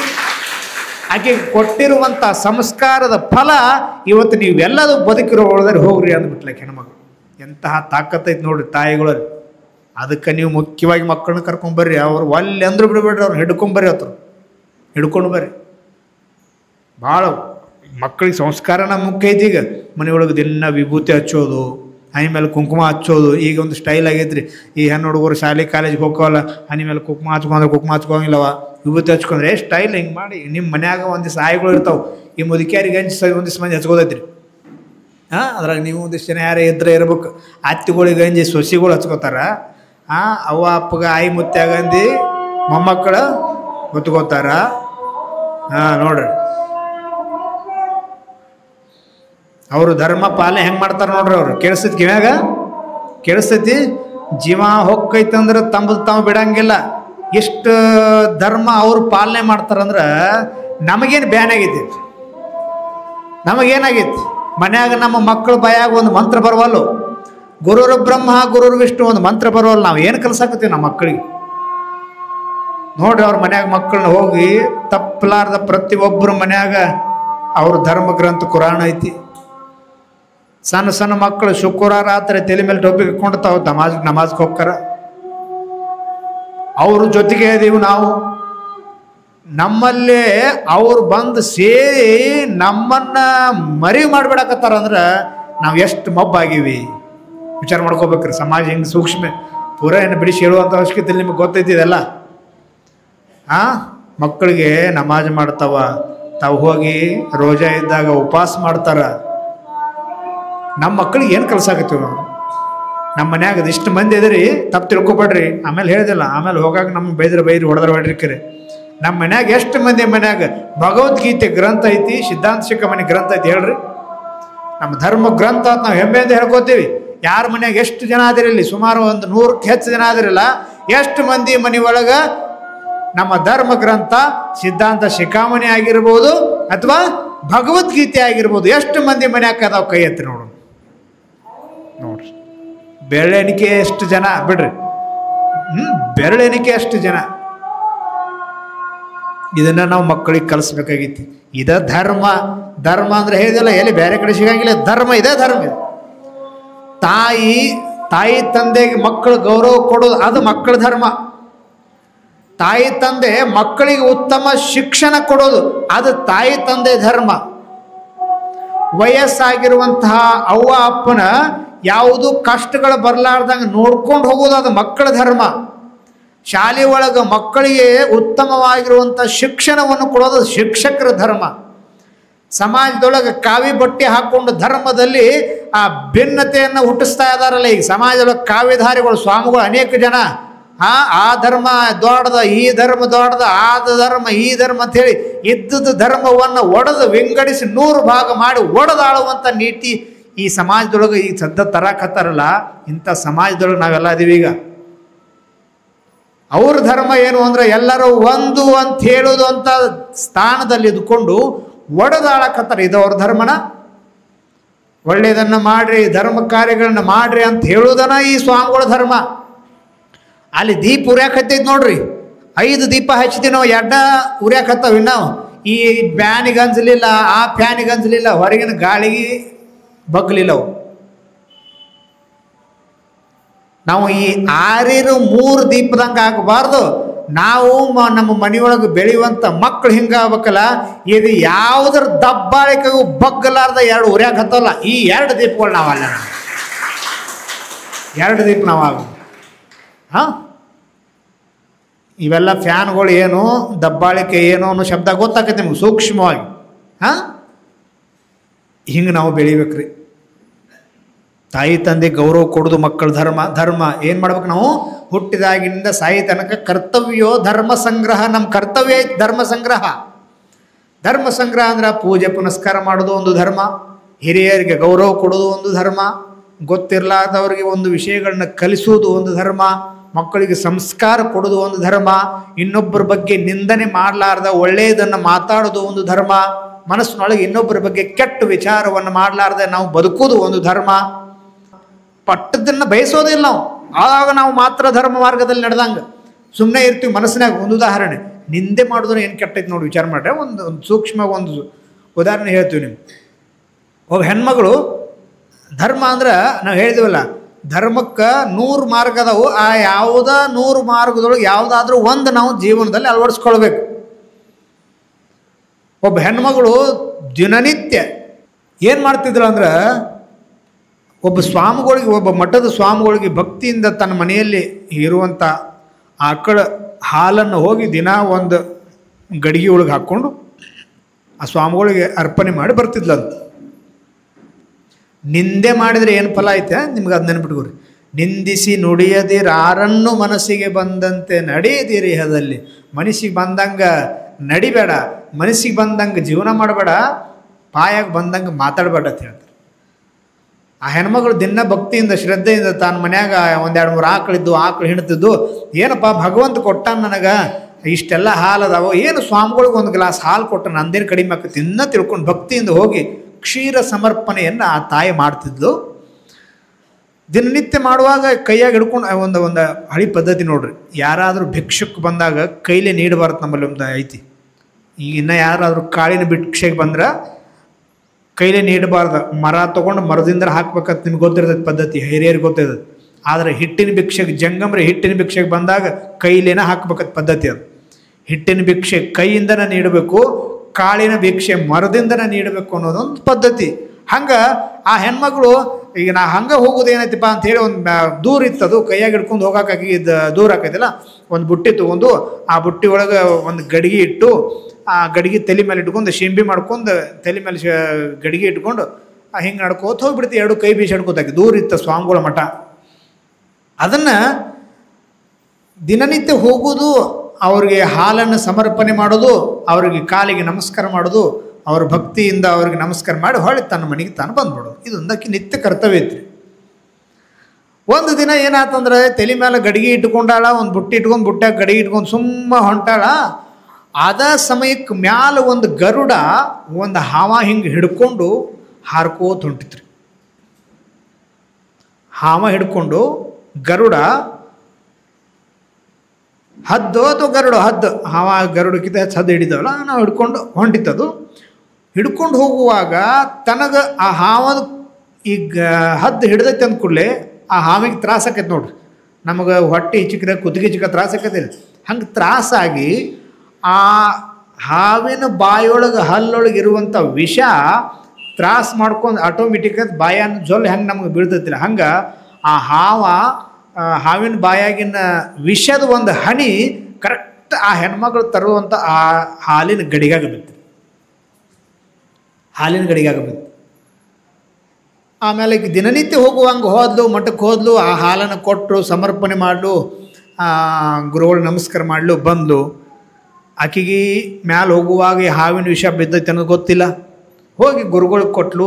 ಆ ಗುರುಗಳು ದಿನನಿತ್ಯ ಹೆಂಗೆ ಪ್ರಸಾದ ಮಾಡ್ತಿದ್ರು, ಪ್ರಸಾದ ಮಾಡಿ ಆ ಹಾಲನ್ನು ಒಂದು ಕುಡಿದು ಒಂದು ಅರ್ಧ ತಾಸಿನಾಗ ಅವರು ವಿಷಪ್ರಾಶನ ಮಾಡಿ ಅವರು ತೀರ್ಕೊಂಡ್ಬಿಟ್ರು. ಎಂಥ ಪಾಪ ನೋಡ್ರಿ. ತೀರ್ಕೊಂಡ ಈ ಸ್ವಾಮಿಗಳು ಹೋದರು. ಸ್ವಾಮಿಗಳು ಯಾರಾದ್ರಿ ನೀವು ಒಂದು ತಿಳ್ಕೊರಿ, ನಾವು ಎಷ್ಟು ದೊಡ್ಡ ಸ್ವಾಮಿಗಳು ಇರ್ಬೋದು, ಎಷ್ಟು ದೊಡ್ಡ ವ್ಯಕ್ತಿ ಇರ್ಬೋದು, ಎಷ್ಟು ದೊಡ್ಡ ವಿದ್ಯಾವಂತ ಇರ್ಬೋದು, ಎಷ್ಟು ದೊಡ್ಡ ಕೋಟ್ಯಾಧಿಪತಿ ಇರ್ಬೋದು, ಇವರೆಲ್ಲ ಸತ್ತ ಮೇಲೆ ಹೋಗೋದು ಒಂದೇ ಕಡೆ. ಇದು ನೆನಪಿರಲಿ ನಿಮಗೆ. ಒಂದೇ ಕಡೆ ಅಲ್ಲಿ ಹೋದ ಮೇಲೆ ಯಮಲೋಕಕ್ಕೆ ಹೋದರು. ಯಮಲೋಕಕ್ಕೆ ಹೋದ ಕೂಡಲೇ ಯಮ ಬಂದು ಕೂತಲ್ಲ, ತೆಗಿ ಇವ್ನ ದಪ್ತರ್, ಇವಂದು ಎಷ್ಟು ಪುಣ್ಯ ಐತಿ, ಏನು ಪಾಪ ಐತಿ ಸ್ವಾಮಿಗಳ್ದು ಅಂತೇಳಿ ಆ ಸನ್ಯಾಸಿಗಳ್ದೆಲ್ಲ ತೆಗೆದ್ರು. ಇವ್ರದ್ದು ಸನ್ಯಾಸಿಗಳ್ದು ಹಿಂಗೈತಿಲ್ಲ, ಪಾಪ ಅರ್ಧ ಐತಿ ಪುಣ್ಯ ಅರ್ಧ ಐತಿ ಅಂದು ಚಿತ್ರಗುಪ್ತ ಅವದೆಲ್ಲ ಸಮೀಕ್ಷೆ ಮಾಡಿ ಅರ್ಧ ಪಾಪ ಐತಿ ಅರ್ಧ ಪುಣ್ಯ ಐತಿ. ಆಯ್ತಪ್ಪ, ಓಕೆ ಆಯ್ತು. ಈಗ ಈ ಸನ್ಯಾಸಿಗಳ್ನ ಅಲ್ಲಿ ಕೊಂದ್ರಲ್ಲ, ಯಾರು ಕೊಂದ್ರಿ ವಿಚಾರ ಮಾಡಿ. ಇಲ್ಲಿ ಗಮ್ಮತ್ತೈತಿ, ಆ ಸನ್ಯಾಸಿಗಳಿಗೆ ವಿಷ ಹಾಕಿದ್ದು ಯಾರು? ಇವ್ರಿಗೆ ಗುದುಮರಿಗೆ ಹಿಡಿತ್ರಿ. ಯಾರಿಗೆ? ಯಮಗ. ಈ ಸ್ವಾಮಿಗಳಂತೂ ಅರ್ಧ ತಪ್ಪ ಅರ್ಧ ಪಾಪ ಅರ್ಧ ಪುಣ್ಯ ಐತಿ, ಓಕೆ. ಆದ್ರೆ ಈ ಸತ್ತ ಮೇಲೆ ಈ ವಿಷ ಹಾಕಿಕೊಂಡ್ರೆ ನೋಡ್ರಿ, ನಾವು ಸಾಮಾನ್ಯವಾಗಿ ಯಾರನ್ನೇ ಮರ್ಡರ್ ಮಾಡಿದೆವು ಅಂದ್ರೆ ಯಾರು ಮಾಡ್ಯಾರ ಒಂದು ಕಂಡು ಹಿಡಿದು ಅವ್ರಿಗೆ ಶಿಕ್ಷೆ ಕೊಡ್ತೀವಿ ನಾವು. ಹಂಗೆ ಶಿಕ್ಷೆ ಕೊಡಬೇಕು ಅನ್ನುವಂಥ ಉದ್ದೇಶದಿಂದ ಯಮ ಏನು ಮಾಡಿದ ಅಂದ್ರೆ ಒಂದಿಬ್ಬರನ್ನ, ಆ ಚಿತ್ರಗುಪ್ತ ಏನತ್ತಾರಲ್ಲ ಅವ್ರನ್ನಿಬ್ಬರನ್ನೂ ಕಳಿಸಿದಂತೆ. ಈ ಸತ್ತಾರಲ್ಲ ಈ ಸ್ವಾಮಿಗಳು, ಈ ಸನ್ಯಾಸಿಗಳು, ಇವ್ರಿಗೆ ಸಾವಿಗೆ ಏನು ಕಾರಣ ಐತಿ ಕಂಡು ಹಿಡ್ಕೊಂಡು ಬರ್ರಿ ಅಂತ. ಆಯ್ತು, ಅವರು ಒಂದು ಪಕ್ಷಿ ರೂಪದೊಳಗೆ ಇಬ್ಬರು, ಎರಡು ಗಿಳಿಗಳ ರೂಪದೊಳಗೆ ಬಂದು ಊರಾಗೆಲ್ಲ ಮಠದ ಸುತ್ತಮುತ್ತೆಲ್ಲ ಅಡ್ಡಾಡಕೈತ್ರು. ಯಾರೇನು ಈ ಗುಪ್ತಚರ ಇಲಾಖೆ ಅಂತ ಹೇಳಿ ಇರ್ತೈತಿ ನೋಡ್ರಿ, ಪೊಲೀಸರೊಳಗೂ ಇರ್ತೈತಿ, ಹಿಂದೆ ಕಾಲದೊಳಗೂ ಇತ್ತು, ಈಗೂ ಐತೆ ಅದು. ಒಂದಿಷ್ಟು ಜನ ಹಿಂಗೆ ಗುಪ್ತಚರ ಇರ್ತಾರಲ್ಲ, ಒಂದಿಷ್ಟು ಜನ ಗೌರ್ಮೆಂಟಿಂದ ಅಪಾಯಿಂಟ್ಮೆಂಟ್ ಆಗಿ ಗುಪ್ತಚರ ಕೆಲಸ ಮಾಡ್ತಿರ್ತಾರೆ. ಒಂದಿಷ್ಟು ಜನ ಯಾರಿಗೆ ಏನು ಉಪಯೋಗ ಸುಮ್ ಅಲ್ಲಿದೆ ಇಲ್ಲಿದೆ ಅಲ್ಲೇ ಹೇಳೋ ಗುಪ್ತಚರ ಹಾಕಿರ್ತಾರೆ. ನಮ್ಮ ಸಮಾಜದೊಳಗೆ ಅದಾರ ಈಗ ಅವ್ರು. ಹಂಗೆ ಗುಪ್ತಚರ ಆಗಿ ಎರಡು ಗಿಣಿಗಳಾಗಿ ಬಂದ್ರೆ ಅವರು ಬಂದು ಆ ಕಡೆ ಈ ಕಡೆ ಕುಂತು ನೋಡ್ತಿದ್ರು, ಕೇಳ್ತಿದ್ರು, ವಿಚಾರ ಮಾಡಿದ್ರು. ಇವರು ಒಂದು ದಿವ್ಸ ಹುಡುಕಾಡಿ ಎಲ್ಲ ಹೋದ್ರು, ಮ್ಯಾಲೆ ಮತ್ತೆ ಹೋದ್ರು ಯಮಲೋಕು. ಯಮಧರ್ಮರಾಜ, ಇದ್ರಾಗ ಯಾರ್ದು ತಪ್ಪ ಇಲ್ಲಿ, ಯಾರು ತಪ್ಪೈತೆ ಹೇಳ್ರಿ? ಆ ಹೆಣ್ಮಗಳು ಭಕ್ತಿ ಶ್ರದ್ಧೆಯಿಂದ ತೊಗೊಂಡು ಹೋಗಿ ಗುರುಗಳಿಗೆ ದಿನ ಹಾಲು ಕೊಡ್ತಾಳ, ಆಕೆಗೆ ವಿಷಯ ಇದ್ದದ್ದು ಗೊತ್ತಿಲ್ಲ ಅಂದ್ರೆ ಆಕೆದು ತಪ್ಪಿಲ್ಲ. ಆಮೇಲೆ ಮ್ಯಾಲೆ ಹಾರಾಡುವಂಥ ಹದ್ದು ಗರುಡು ಅದು ಏನು ಮಾಡಿತ್ತಂದ್ರೆ ತನ್ನ ಆಹಾರ ಹುಡುಕ್ಯಾಡ್ಕೊಂಡು ತನಗೆ ಬೇಕಾಗಿರುವಂಥ ಆಹಾರವನ್ನು ತೊಗೊಂಡು ಹಿಡ್ಕೊಂಡು ಆ ಹಾವ ತೊಗೊಂಡದ್ದು ಹೊಂಟೈತಿ, ಅದ್ರದ್ದು ತಪ್ಪಲ್ಲ. ಯಾಕಂದ್ರೆ ಪ್ರಕೃತಿ ನಿಯಮ ಐತೆ, ಅದಕ್ಕೆ ತನಗೆ ಬೇಕಾಗಿರುವಂಥ ಆಹಾರವನ್ನು ತಾನು ಬೇಟೆ ಆಡಿ ಹಿಡ್ಕೊಂಡು ಹೊಂಟೈತೆ, ಅದಕ್ಕೆ ತಪ್ಪಲ್ಲ. ಆಮೇಲೆ ಹಾವಿನ ಬಾಯಿಯೊಳಗಿಂದು ವಿಷದ ಒಂದು ಹನಿ ಬಿದ್ದೈತಲ್ಲ, ಆ ಹಾವಿಂದು ತಪ್ಪು ಅನ್ನುವಂಥ ವಿಚಾರ ಮಾಡಿರು. ಒಂದು ಕ್ಷಣ ವಿಚಾರ ಮಾಡಿದಾಗ ಅದರದ್ದು ತಪ್ಪಲ್ಲ ಅನಿಸ್ತು. ಯಾಕಂದ್ರೆ ಅದನ್ನು ಕುತ್ತಿಗೆ ಗಚ್ಚಾಗಿ ಹದ್ದು ಹಿಡಿದಾಗ ಅದಕ್ಕೆ ಆಟೋಮೆಟಿಕ್ಕಾಗಿ ತ್ರಾಸಾಗಿ ತನಗ ಗೊತ್ತಿಲ್ಲಾರ್ದಂಗೆ ನಮ್ಗೆ ಹೆಂಗೆ ಬಾಯಾಗಿನ ಜೊಲ್ ಬೀಳ್ತೈತಿ, ಹಂಗೆ ಆ ವಿಷ ತಾನ ಬಿದ್ದೈತಿ. ಅದು ಹಾವಿಂದು ತಪ್ಪಲ್ಲ, ಇಲ್ಲಿ ಯಾರು ತಪ್ಪ ಅಂಥೇಳಿ ಇವರಿಬ್ಬರು ಹೋಗಿ ಅಲ್ಲಿ ಯಮಧರ್ಮರಾಜಿಗೆ ಹೇಳಿದರು. ಆಮೇಲೆ ಯಮಧರ್ಮರಂತೆ ಹೋಗಿ, ನೋಡಪ್ಪ ಯಾರ್ದೂ ತಪ್ಪಿಲ್ಲ ಅಂತ ಹೇಳಕತ್ತೀನಿ, ಸತ್ಯ ಐತಿ, ಆದ್ರೆ ಈಗೇನು ನಡೆದೈತಲ್ಲ ಇದೆಲ್ಲ ಒಂದು ಕಡೆ ಸೈಡ್ ಇಡ್ರಿ, ಮತ್ತೊಂದಿಷ್ಟು ಸೂಕ್ಷ್ಮವಾಗಿ ಗಮನಿಸ್ರಿ, ಯಾರು ತಪ್ಪೈತಿ ಅನ್ನೋದು ಗೊತ್ತಾಕೈತಿ. ಮತ್ತೆ ಹೋದ್ರೆ ಅವ್ರು ಮತ್ತೆ ಗಿಣಿ ಆಕಾರ ತೊಗೊಂಡ್ರು, ಮತ್ತೆ ಹೋದ್ರು ಗಿಡದ ಬಡೆ ಕೂತ್ರು, ಮಠದ ಸುತ್ತಮುತ್ತ ಮೂಲಿ ಕೂತ್ರು. ಈಗ ಮಂದಿ ಸುಮ್ಮಿರಂಗಿಲ್ಲ ನೋಡ್ರಿ. ಅದು ಅಲ್ಲೇ ಮಠದ ಪಕ್ಕದಾಗಿರುವಂಥವ್ರು ಆ ಸನ್ಯಾಸಿಗಳು ಒಂದಿಷ್ಟು ದೂರದೊಳಗೆ ಆ ಹೆಣ್ಮಗಳ ಮನೆ ಮಗ್ಗದಾಗಿರೋರು ಮಾತಾದ, ಯಾಕ ಶೋಭಕ್ಕ ಬಾಯಿಲಿ ಮೊನ್ನೆ ಸ್ವಾಮಿಗಳು ಸತ್ರಲ್ಲ, ಹೆಂಗೆ ಸತ್ರ ಗೊತ್ತ ನಿಂಗೆ? ಹಿಂಗೆ ನಮ್ಮ ಟೀಮ್ ಇರ್ತದ್ರಿ, ಅದು ಹಿಂಗೆ ಮಾತಾಡ್ತಾರೆ. ಅಯ್ಯೋ ಗೊತ್ತು, ಯಾರಿಗೆ ಹೇಳ್ಬೇಡ, ಯಾರಿಗೆ ಹೇಳಬೇಡ ಅನ್ಕೋತ ಡಗ್ರ ಹೊಡೆದಿರ್ತಾರೆ ಇವರು. ಯಾರಿಗೆ ಹೇಳಬೇಡ ಅನ್ಕೋತ ಡಂಗ್ರ ಹೊಡೆದಿರ್ತಾರೆ. ಈ ಹೆಣ್ಮಕ್ಳಿಗೆ ಒಂದು ಶಾಪ ಐತಿ, ಧರ್ಮರಾಜ ಕೊಟ್ಟದ್ದು. ಮಹಾಭಾರತ ಕಾಲದೊಳಗೆ ಹೆಣ್ಮಕ್ಳಿಗೆ ಈ ಧರ್ಮರಾಜ ಶಾಪ ಕೊಡ್ತಾನೆ. ಧರ್ಮರಾಜ ಯಾಕೆ ಶಾಪ ಕೊಡ್ತಾನೆ? ತನ್ನ ತಾಯಿಯಾಗಿರುತ್ತ ಕುಂತಿಗೆ ಈ ಪಂಚ ಪಾಂಡವರು ಅಷ್ಟ ಅಂತ ಹೇಳಿ ತನ್ನ ಮಕ್ಕಳು ಅಂತ ಹೇಳಿರ್ತಾರೆ. ಕರ್ಣ ಒಬ್ಬಾಕಿ ತನ್ನ ಮಗ ಅನ್ನೋದು ಯಾರಿಗೂ ಹೇಳಿರಂಗಿಲ್ಲ, ಲಾಸ್ಟ್ ಟೈಮ್ ತನಕ ಹೇಳಿರಂಗಿಲ್ಲ. ಲಾಸ್ಟ್ ತಾವ ಯುದ್ಧ ಮಾಡಿ ಸಾಯುವಂಥ ಸಂದರ್ಭದೊಳಗೆ ಇನ್ನು ಈ ಧರ್ಮರಾಜ ಈ ಕರ್ಣನ ಕೊಲ್ಲುವಂಥ ಪ್ರಸಂಗ ಬಂದಾಗ, ಏ ಧರ್ಮ ನೀವು ಕೊಲ್ಲಬೇಡಪ್ಪ, ಅವನು ನಿನ್ನ ತಮ್ಮ ಅದಾನ, ಅವನು ನನ್ನ ಮಗನ ಅದಾನ ಅಂತ ಹೇಳಿ ಅವಾಗ ಸತ್ಯ ಹೇಳಿದಾಗ, ಇಂತಹ ದೊಡ್ಡ ಸತ್ಯವನ್ನು ಮುಚ್ಚಿಟ್ಕೊಂಡೆಲ್ಲ ತಾಯಿ, ಈ ಸತ್ಯವನ್ನು ನೀ ಆವಾಗ ಹೇಳಿದ್ದೆ ಅಂದರೆ ಈ ಮಹಾಭಾರತನ ನಡೀತಿದ್ದಿದ್ದಿಲ್ಲ, ಇಷ್ಟೆಲ್ಲ ಸಾವು ನೋವುಗಳಾಗ್ತಿದ್ದಿದ್ದಿಲ್ಲ ಅಂಥೇಳಿ ಆಕೆ ಹೇಳ್ತಾನೆ. ಅದಕ್ಕಾಗಿ ತಾಯಿ ನೀ ಒಂದು ಈ ದೊಡ್ಡ ತಪ್ಪು ಮಾಡಿಯಲ್ಲ, ಅದಕ್ಕಾಗಿ ಇವತ್ತಿನಿಂದ ನಿನ್ನ ಮಗ ಆದರೂ ಪರವಾಗಿಲ್ಲ, ಇಡೀ ಹೆಣ್ಣು ಕುಲಕ್ಕನ ಈ ಸ್ತ್ರೀ ಕುಲಕ್ಕನ ಒಂದು ಶಾಪ ಕೊಡ್ತನು, ಹೆಣ್ಮಕ್ಳ ಬಾಯಾಗ ಒಟ್ಟ ಮಾತು ನಿಂದಿರಬಾರ್ದು ಒಂದು ಶಾಪ ಕೊಡ್ತಾನೆ. ಅದು ಶಾಪ ಇದೆ, ನಿಮ್ಮ ತಪ್ಪಲ್ಲ. ಇದಕ್ಕೆ ಯಾರು ತಪ್ಪದ? ನಿಮ್ಮದು ತಪ್ಪಲ್ಲ. ಇದು ಒಂದು ಶಾಪ ಐತೆ. ಹಂಗೆ ಆ ಹೆಣ್ಮಕ್ಳು ಏನು ಮಾಡ್ತಿರ್ತಾರೆ, ಮಗ್ಗಲ್ಲ ಕೂತು ಮಾತಾಡ್ತಿರೋ ಒಂದಿಬ್ಬರು ಕೂತಿರಲ್ಲಿ ಹಿಂಗೆ ಗೊತ್ತಾ. ಮತ್ತು ಮೊನ್ನೆ ಈಗ ಅದಲ್ಲ, ಈಗ ಭಾಳ ಕೆಟ್ಟದಳಕ್ಕೆ ಗೊತ್ತಿಲ್ಲ ನಿಮಗೆ. ನೋಡಕ್ಕೆ ಅಗದಿ ಮ್ಯಾಲೆ ಸಮಾಧಾನ ಕಾಣಿಸ್ತಾಳೆ. ದಿನ ಹೋಗಿ ದೇವ್ರಿಗೆ ಹೋದಂಗೆ ಮಾಡ್ತಾಳೆ, ದಿನ ಮಠಕ್ಕೆ ಹೋದಂಗೆ ಮಾಡ್ತಾರೆ, ಏನು ದೊಡ್ಡ ಹಾಲು ದಾನ ಕೊಟ್ಟಂಗೆ ಮಾಡ್ತಾಳೆ. ನೋಡಿ ಇಷ್ಟು 4 ದಿನ ಕೊಟ್ಟಂಗೆ ಮಾಡಿ 5ನೇ ದಿವಸ ವಿಷ ಹಾಕಿ ಸ್ವಾಮಿನ ಸಾಯಿ ಹೊಡೆದು ನೋಡು ಅಂದ್ಬಿಟ್ಟು. ಯಾರು ಇವ್ರ? ಮಾತಾಡೋರು, ಚಾಡಿ ಮಾತಾಡೋರು, ನಿಂದೆ ಮಾಡೋರು. ಅವಾಗ ಇವೇನು ಮ್ಯಾಲೆ ಅಡ್ಡು ಗಿನಿ ಕೂತಲ್ಲ, ಹೌದಲ್ಲೇ ಸಿಕ್ಕುಲೆ ಅಂದೇವು. ಡೈರೆಕ್ಟ್ ಹಾರಿ ಮ್ಯಾಲೆ ಯಮನಂತೆಗೆ ಹೋದ್ರು. ಹೋಗಿ ಏನು ಮಾಡ್ತಾರೆ, ಯಮಧರ್ಮರಾಜ ಸಿಕ್ತು ಯಾರು ತಪ್ಪೈತಿ ಅನ್ನೋದು. ಯಾರು ತಪ್ಪೈತಿ? ಈ ಯಾರು ತಪ್ಪು ಅಂದ್ರೆ ಆ ಅಪರಾಧ ಯಾರಿಗೆ ಖಾತೆ ಒಳಗೆ ಬರದ ಅಂದ್ರೆ, ಈ ಸ್ವಾಮಿಗಳ ಖಾತೆಗೆ ಬರೀಲಿಲ್ಲ, ಆ ಹಾಲು ಕೊಟ್ಟಿರುವಂಥ ಹೆಣ್ಮಗಳ ಖಾತೆಗೆ ಆ ಪಾಪ ಬರೀಲಿಲ್ಲ, ಆ ಹಾವಿನ ಖಾತೆಗೆ ಬರೀಲಿಲ್ಲ, ಆ ಹದ್ದಿನ ಖಾತೆಗೆ ಬರೀಲಿಲ್ಲ. ಯಾರ ಖಾತೆದೊಳಗೆ ಈ ಪಾಪ ಬರೆದ್ರು ಅಂದ್ರೆ, ಇವ್ರೇನು ಅವ್ರು ಮಾಡಲಾರ್ದ ತಪ್ಪನ್ನು ಮಾಡ್ಯಾರ ಅಂತೇಳಿ ಹೊರಿಸಿ ಚಾಡಿ ಮಾತಾಡಕತ್ತಿದ್ರ ಈ ಇಬ್ಬರು ಹೆಣ್ಮಕ್ಳ ತಲೆಯಾಗ ಅದನ್ನು ಕಟ್ಟಿಬಿಟ್ರು. ಅವ್ರ ಅಕೌಂಟ್ನ್ಯಾಗ ಆ ಪಾಪ ಬರೋದು. ಅದಕ್ಕೆ ನಿಂದಿಸಿ ನುಡಿಯದಿರಾರನ್ನು, ಬೇರೆದವ್ರ ಬಗ್ಗೆ ಮಾತಾಡಬೇಡ್ರಿ ಮಾರಾಯ. ಭಾಳ ಕೆಟ್ಟೈತಿ ಅದು. ಇನ್ನೊಬ್ಬರ ಬಗ್ಗೆ ಮಾತಾಡೋದಂದ್ರೆ ಭಾಳ ಕೆಟ್ಟೈತಿ. ಅದಕ್ಕೆ ಸತ್ಯವನ್ನು ನುಡಿಯಿರಿ, ಇನ್ನೊಬ್ಬರ ಬಗ್ಗೆ ಮಾತಾಡಬೇಡ್ರಿ, ಒಳ್ಳೆ ಧರ್ಮ ಕೆಲಸಗಳನ್ನ ಮಾಡ್ರಿ ಅಂಥೇಳಿ ಧರ್ಮ ಮಾರ್ಗಗಳಿಗೆ ನಡೀರಿ ಅನ್ನಕ್ಕೆ ಇದೇ ಕಾರಣ. ತೆರೆಗಲ್ಲಕ್ಕೆ ಶರೀರ ಗೂಡು ಹೋಗದ ಮುನ್ನ, ಕಾಲ ಮೇಲೆ ಕೈಯ ನೂರಿ ಕೋಲ ಹಿಡಿಯುವ ಮುನ್ನ, ಮುಪ್ಪಿಂದೊಪ್ಪು ಅಳಿಯದ ಮುನ್ನ, ಚರ್ಮ ಸುಕ್ಕು ಗಟ್ಟುವ ಮುನ್ನ, ವಯಸ್ಸಾಗಿ BP ಶುಗರ ಬರುವ ಮುನ್ನ,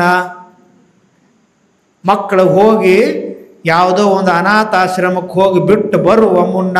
ವರ್ತಮಾನದ ಹಳಿ ವಚನ ಅದಕ್ಕೊಂದಿಷ್ಟು ಆ್ಯಡ್ ಮಾಡಾಕತ್ತೀವಿ ನಾವು. ಆ ವಚನಕ್ಕೊಂದಿಷ್ಟು ಆ್ಯಡ್ ಮಾಡಾಕತ್ತೀವಿ. ಒಟ್ಟಿನಲ್ಲಿ ನಾವು ಸಾಯುವ ಮುನ್ನ ಪೂಜಿಸು ಕೂಡಲ ಸಂಗಮನ.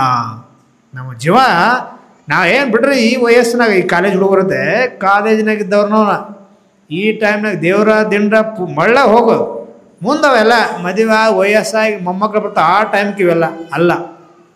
ಭಗವಂತ ಏನು ವಚನಕಾರ ಏನು ಹೇಳ್ತಾರೆ, ಭಗವಂತನ ನಾಮಸ್ಮರಣೆ ಯಾವಾಗ ಮಾಡ್ಬೇಕಂದ್ರೆ ವಯಸ್ಸಾಗೋಕ್ಕಿಂತ ಮುಂಚೆ, ನಾವು ಇನ್ನೇನು ಮುದುಕರಾಕ್ಕಿವು ಅನ್ನೋಕ್ಕಿಂತ ಮುಂಚೆ, ಬಾಯನ ಹಲ್ಲು ಬೀಳೋದ್ರೊಳಗೆ ಕಡ್ಲಿಕಾಳು ತಿನ್ಬೇಕಂತ ಹೆಂಗೆ ಅತ್ತಾರೋ ನೋಡ್ರಿ. ಹೆಣ್ಮಗಳು ಭಾಳ ಆಸೆ ಇರ್ತದೆ ಕಡ್ಲಿಕಾಳು ತಿನ್ಬೇಕಂತ. ಜೀವನ ಪರ್ಯಂತರಕ್ಕೆ ಭಾಳ ಪ್ರಯತ್ನ ಮಾಡ್ಲಿಕ್ಕೆ ಕಡ್ಲಿಕಾಳು ತಿನ್ನೋದು ಆಗಲಿಲ್ಲ ರೀ. ಏನು ಜಸ್ಟ್ ಆಕಿ ಹಲ್ಲು ಬಿದ್ದು ಎಲ್ಲ ಹಲ್ಲು ಹೋದು, ಆವಾಗ ಆಕಿ ಹೊಲ್ದಾಗ ಕಂಡಪಟ್ಟೆ ಕಡ್ಲಿ ಬೆಳೀತಿತ್ತು. ಹನಿ ಬಡ್ಕೋತ ಮುದುಕಿ. ಇಷ್ಟು ವರ್ಷ ಆದ ಜೀವನ ಪರ್ಯಂತರ ಕಡ್ಲಿ ತಿನ್ಬೇಕು, ನನ್ನ ಹೊಲ್ದಾನ ಬೆಳೆದ್ರು ಕಡ್ಲಿ ತಿನ್ಬೇಕಂತ ನಾ ಕೂತ್ರ ಹಲ್ಲು ಇರುತ್ತಕ್ಕ ಕಡ್ಲಿನ ಬೆಳೀಲಿಲ್ಲ. ಈಗ ಹಲ್ಲು ಹೋಗಿ ಅವಾಗ ಕಡ್ಲಿ ಬೆಳೆದವ ಹನಿ ಬಡ್ಕೊಂಡೆ. ಹಂಗೆ ಈಗ ಸಮಾಜದೊಳಗೆ ಇದ್ದಾಗ ನಾವು ಮಾಡ್ಬೇಕ್ರಿ, ಇದ್ದಾಗ ನಮ್ಮ ಕೈಯಾಗ ಶಕ್ತಿ ಇರುವಾಗ ನಾವು ಮಾಡಬೇಕು. ಅದು ದಾನ ಆಗಿರಬಹುದು, ಇನ್ನೊಬ್ಬರ ಸೇವೆ ಆಗಿರಬಹುದು, ಇನ್ನೊಂದು 4 ಒಳ್ಳೆ ಕೆಲಸಕ್ಕೆ ಸಮಯ ದಾನ ಆಗಿರಬಹುದು. ನೀವೆಲ್ಲ ಏನು ಮಾಡಕತ್ತೀರಿ? ಸಮಯ ದಾನ. ಇದು ಅನೇಕ ದಾನಗಳಲ್ಲಿ ಸಮಯ ದಾನನೂ ಒಂದು.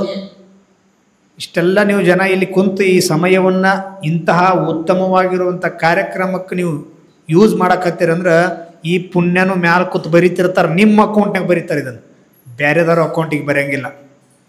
ಅದಕ್ಕೆ ಧರ್ಮ ಕಾರ್ಯಗಳನ್ನ ಮಾಡೋದು, ಮಕ್ಕಳಿಗೆ ನಾವು ಒಳ್ಳೆಯ ಸಂಸ್ಕಾರವನ್ನು ಕೊಡೋದು, ಇದನ್ನು ಭಾಳ ಇಂಪಾರ್ಟೆಂಟ್ ತಲೆಗಿಟ್ಕೊಳ್ಳು. ಒಂದೇ ದಿವಸದ ಏನಂದ್ರೆ ಇದು ವಿಷಯ ಹೇಳೋದಿಲ್ಲ. ಇವತ್ತು ಪೀಠಿಕೆ ನಿಮ್ಗೆ ಹೇಳಕತ್ತೀವಿ ಬರೀ ಈಗಿನ ಕತಕ ಏನಿದೆ, ನೀವೇನು ಒಂದು ಕಾರ್ಯ ಮಾಡಕತ್ತೀರಲ್ಲ, ಒಂದು ಕಾರ್ಯ ಮಾಡ್ಬೇಕಂದ್ರೆ ಅದಕ್ಕೆ ಫಸ್ಟ್ ಸಂಕಲ್ಪ ಭಾಳ ದೊಡ್ಡದು.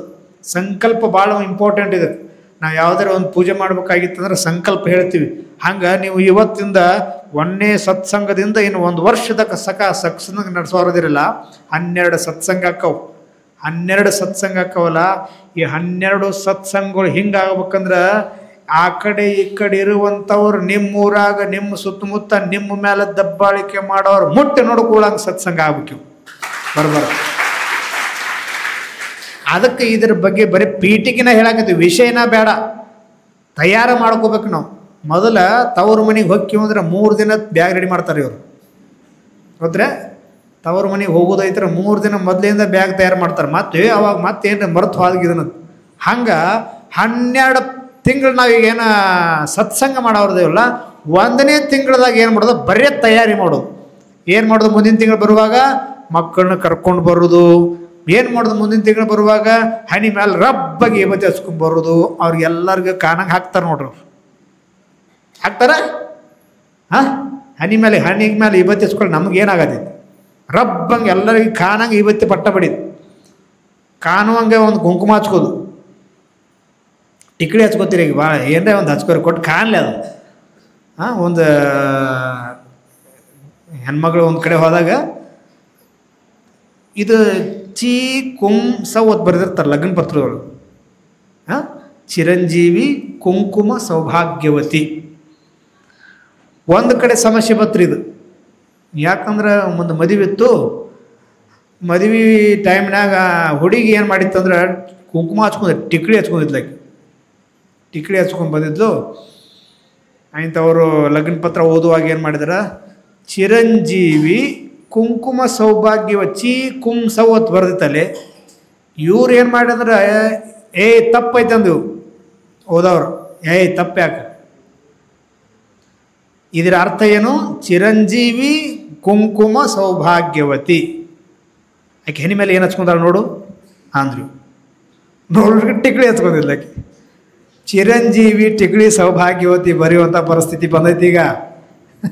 ನಿಮ್ಗೆ ಅದಕ್ಕೆ ಹೇಳಿದಿವ್ರಿವ, ಹನಿ ಮೇಲೆ ಕುಂಕುಮ ಹಚ್ಕೋರಿ, ಏನಾರ ಹಚ್ಕೋರಿ, ಒಟ್ಟು ಕಾಣಂಗೆ ಹಚ್ಕೋರಿ ಸಾಕು.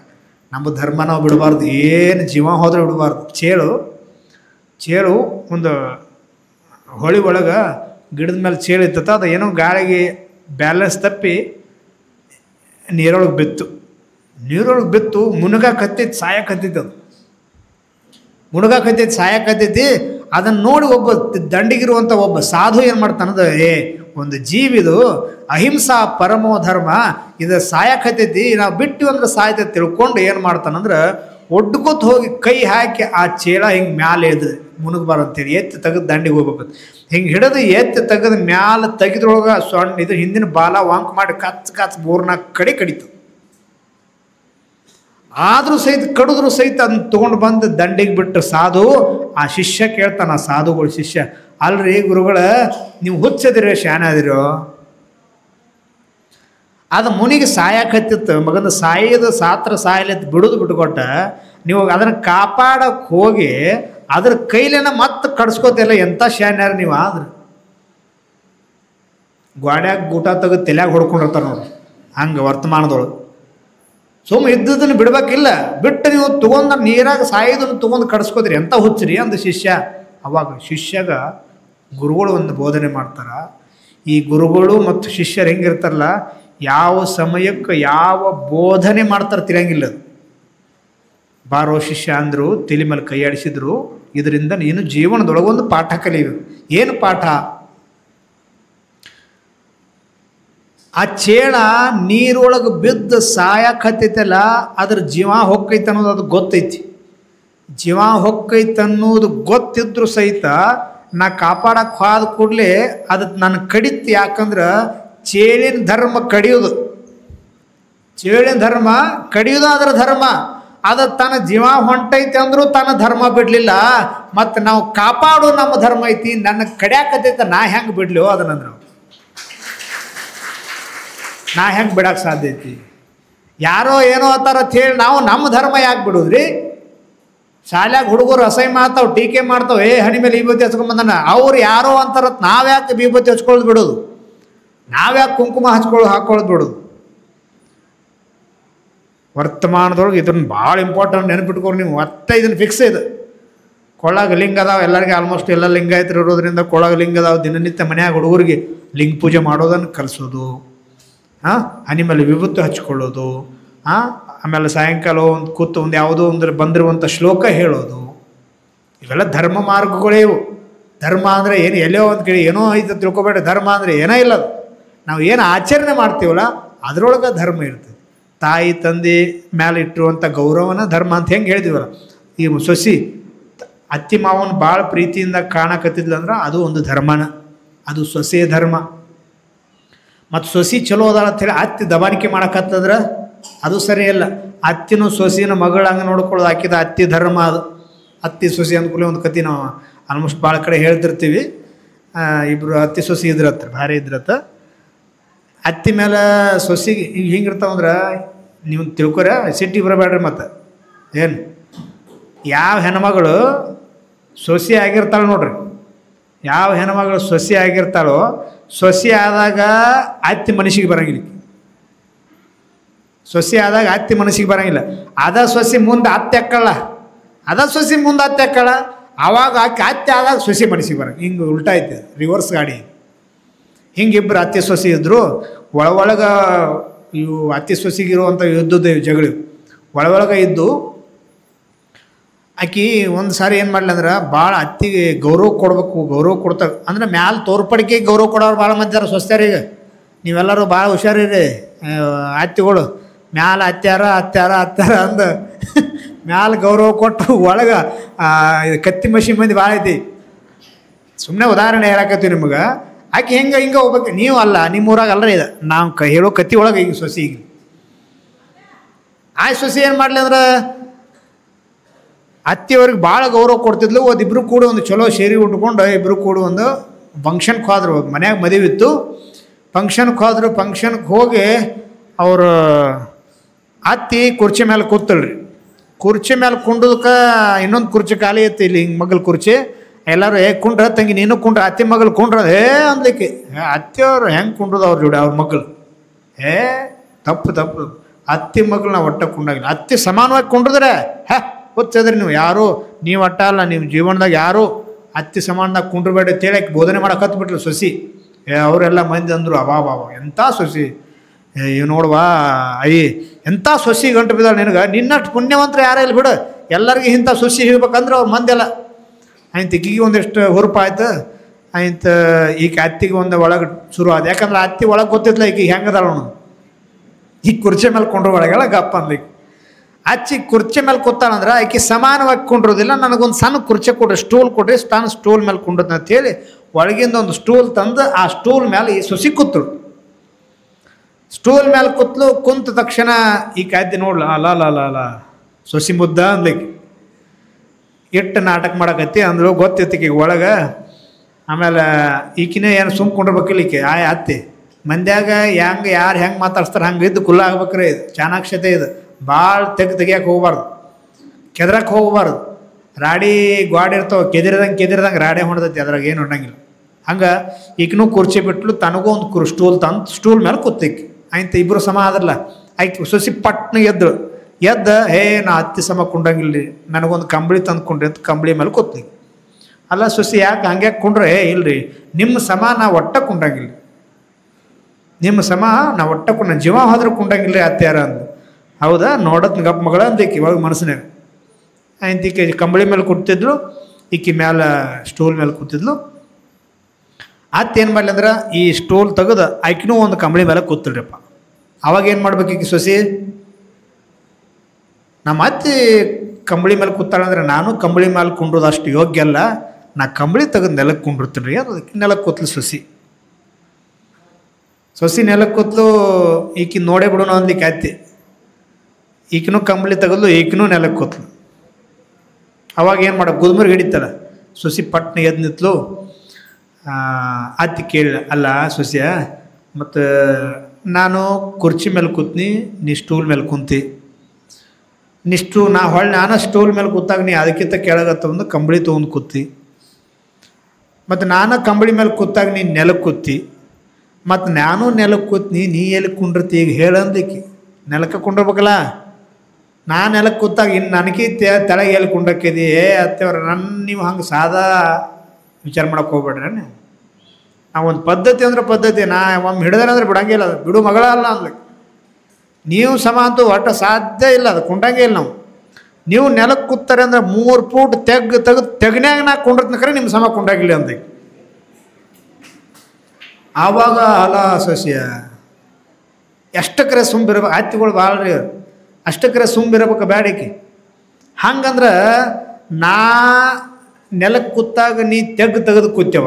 ಒಂದು ವೇಳೆ ನಾನಾ 3 ಫೂಟ್ ತೆಗ್ನ್ಯಾಕ ಕೂತ್ರೆ ಅವಾಗ ನೀ ಎಲ್ಲಿ ಕುಂಡಕ್ಕಿದೆ ಹೇಳು ಅಂದಕ್ಕೆ ತಾಪಾಗಿತ್ತು. ಸೊಸಿಗೆ ಸಿಟ್ಟು ಬಂದಿತ್ತು. ಎಟ್ಟರೆ ತಾಳ್ಕೋಬೇಕ್ರಿ, ಎಷ್ಟು ತಾಳ್ಬೇಕೀಕಿ. ಸಿಟ್ಟು ಬತ್ತು. ಅತ್ತೆಯವರ ನೀವು ಮ್ಯಾಲೆ ಕೂತಾಗ ಸ್ಟೂಲ್ ಮೇಲೆ ಕೂತ್ ಹಲ್ಲು ಕಟ್ಟುತ್ತೀರಿ ಹಂಗೈಕಿ.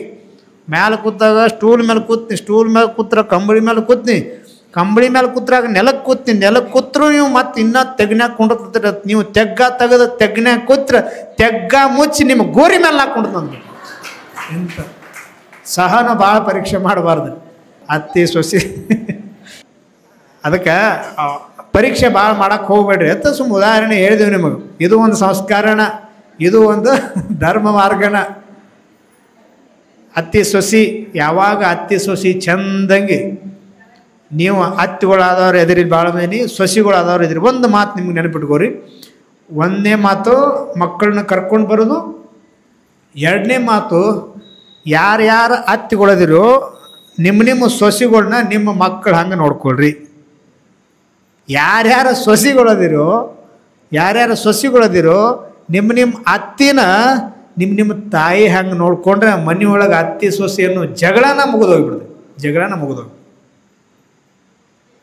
ಅತ್ತಿ ಸೊಸಿ ಇದು ಇನ್ನೊಂದು ಐತಿ ಕತೆ, ಅದು ಬೇರೆ ಮತ್ತೆ ಹೇಳ್ತೀವಿ. ಸಮಯ ಆಯಿತು. ಯಾಕಂದ್ರೆ ಕೆಳಗೆ ಒಳಗೆ ಬಗ ಮ್ಯಾಲೆ ಜಗ ಆಗಬಾರ್ದು. ಧರ್ಮ ಮಾರ್ಗವನ್ನು ನಾವು ಹಿಡಿದೀವಿ ಅಂದ್ರೆ ಮಾನವ ಶಿವ ಆಗಕ್ಕೆ ಸಾಧ್ಯ ಐತಿ.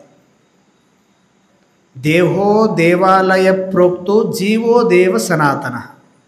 ಈ ಶರೀರ ನಡೆದಾಡುವಂತಹ ಗುಡಿ, ಇದ್ರೊಳಗಿರುವಂಥ ಏನು ಜೀವ ಐತಲ್ಲ, ಒಳಗಿರುವಂಥ ದೇವರ. ನಾವೆಲ್ಲರೂ ಸಂಸಾರದೊಳಗೆ ಸಿಕ್ಕ ಮರ್ಯಾಕತ್ತೀವಿ ಅಷ್ಟೇ. ಕಾಲಲ್ಲಿ ಕಟ್ಟಿದ ಗುಂಡು, ತಲೆಯಲ್ಲಿ ಕಟ್ಟಿದ ಬೆಂಡು. ಕಾಲಲ್ಲಿ ಕಟ್ಟಿದ ಗುಂಡು, ತಲೆಯಲ್ಲಿ ಕಟ್ಟಿದ ಬೆಂಡು. ಒಬ್ಬ ಮನುಷ್ಯ ಇದ್ದಂತ ಅವಾಗ ಕಾಲಿಗೆ ಒಂದು ಗುಂಡು ಕಟ್ಕೊಂಡಿದ್ದತ್ತು, ಕಲ್ಲು ಗುಂಡ. ಕೊಳ್ಳಾಗೊಂದು ಬೆಂಡ್ ಕಟ್ಕೊಂಡು, ಬೆಂಡ್ ಅಂದರೆ ಇದು ಮುನುಗ್ಸಂಗಿಲ್ಲ ನೋಡ್ರಿ, ಈಸ್ಗುಂಬಳಕಾಯಿ ಅಂತದು ಏನೋ ಒಂದು ಬೆಂಡ್ ಅಂತ. ಬೆಂಡ ಕಾಲಾಗ ಗುಂಡ ಕಟ್ಕೊಂಡು ಸಾಯ್ತನ ಅಂತೇಳಿ ನೀರಾಗ ಜಿಗದತ್ತೀವಿ. ಸಾಧ್ಯ ಐತಿ ಅಂದ್ರೆ ಸಾಯಕ್ಕೆ? ತಳಗಾದ ಜಗದೈತಿ, ಮ್ಯಾಲ ಏದು ಜಗದೈತಿ. ಮರ ಸಾಯೋದಕ್ಕಿಂತ ಕೆಟ್ಟ ಐತ್ಲ ಇದಂದವು. ಸಾಯೋದಕ್ಕಿಂತ ಕೆಟ್ಟ ಐತ್ಲ, ಪಟ್ನ ಸತ್ರ ಒಮ್ಮೆ ಸಾಯ್ಬೋದು. ಅದಕ್ಕೆ ತೇಲಲಿಯದಿ ಗುಂಡು ಮುಳುಗಲಿಯದಿ ಬೆಂಡು, ಇಂತಪ್ಪ ಸಂಸಾರ ಶರಧಿಯನೇ ದಾಂಟಿಸಿ ಕಾಲಾಂತಕನೇ ಕಾಯೋ ಕೂಡಲ ಸಂಗಮ ದೇವ ಅಂದ್ರು. ನಾವು ಸಂಸಾರದೊಳಗೆ ಬಿದ್ದ ಈ ಕಡೆ ಸಂಸಾರ ಜಗತೈತಿ, ಈ ಕಡೆ ಆಧ್ಯಾತ್ಮ ಜಗತೈತಿ. ಯಾವುದರಿಂದ ನಾವು ಎರಡೂ ಕಡೆ ನಾವು ಇದು ಮಾಡಕತ್ತೀವಪ್ಪ. ಭಗವಂತ ಸಂಸಾರ ಅನ್ನುವಂಥ ಸಾಗರದಿಂದ ನಮ್ಮನ್ನು ಕಾಪಾಡುವ ಅಂಥೇಳಿ ದೇವ್ರಿಗೆ ಬೇಡ್ಕೊಳ್ತಿದ್ದ.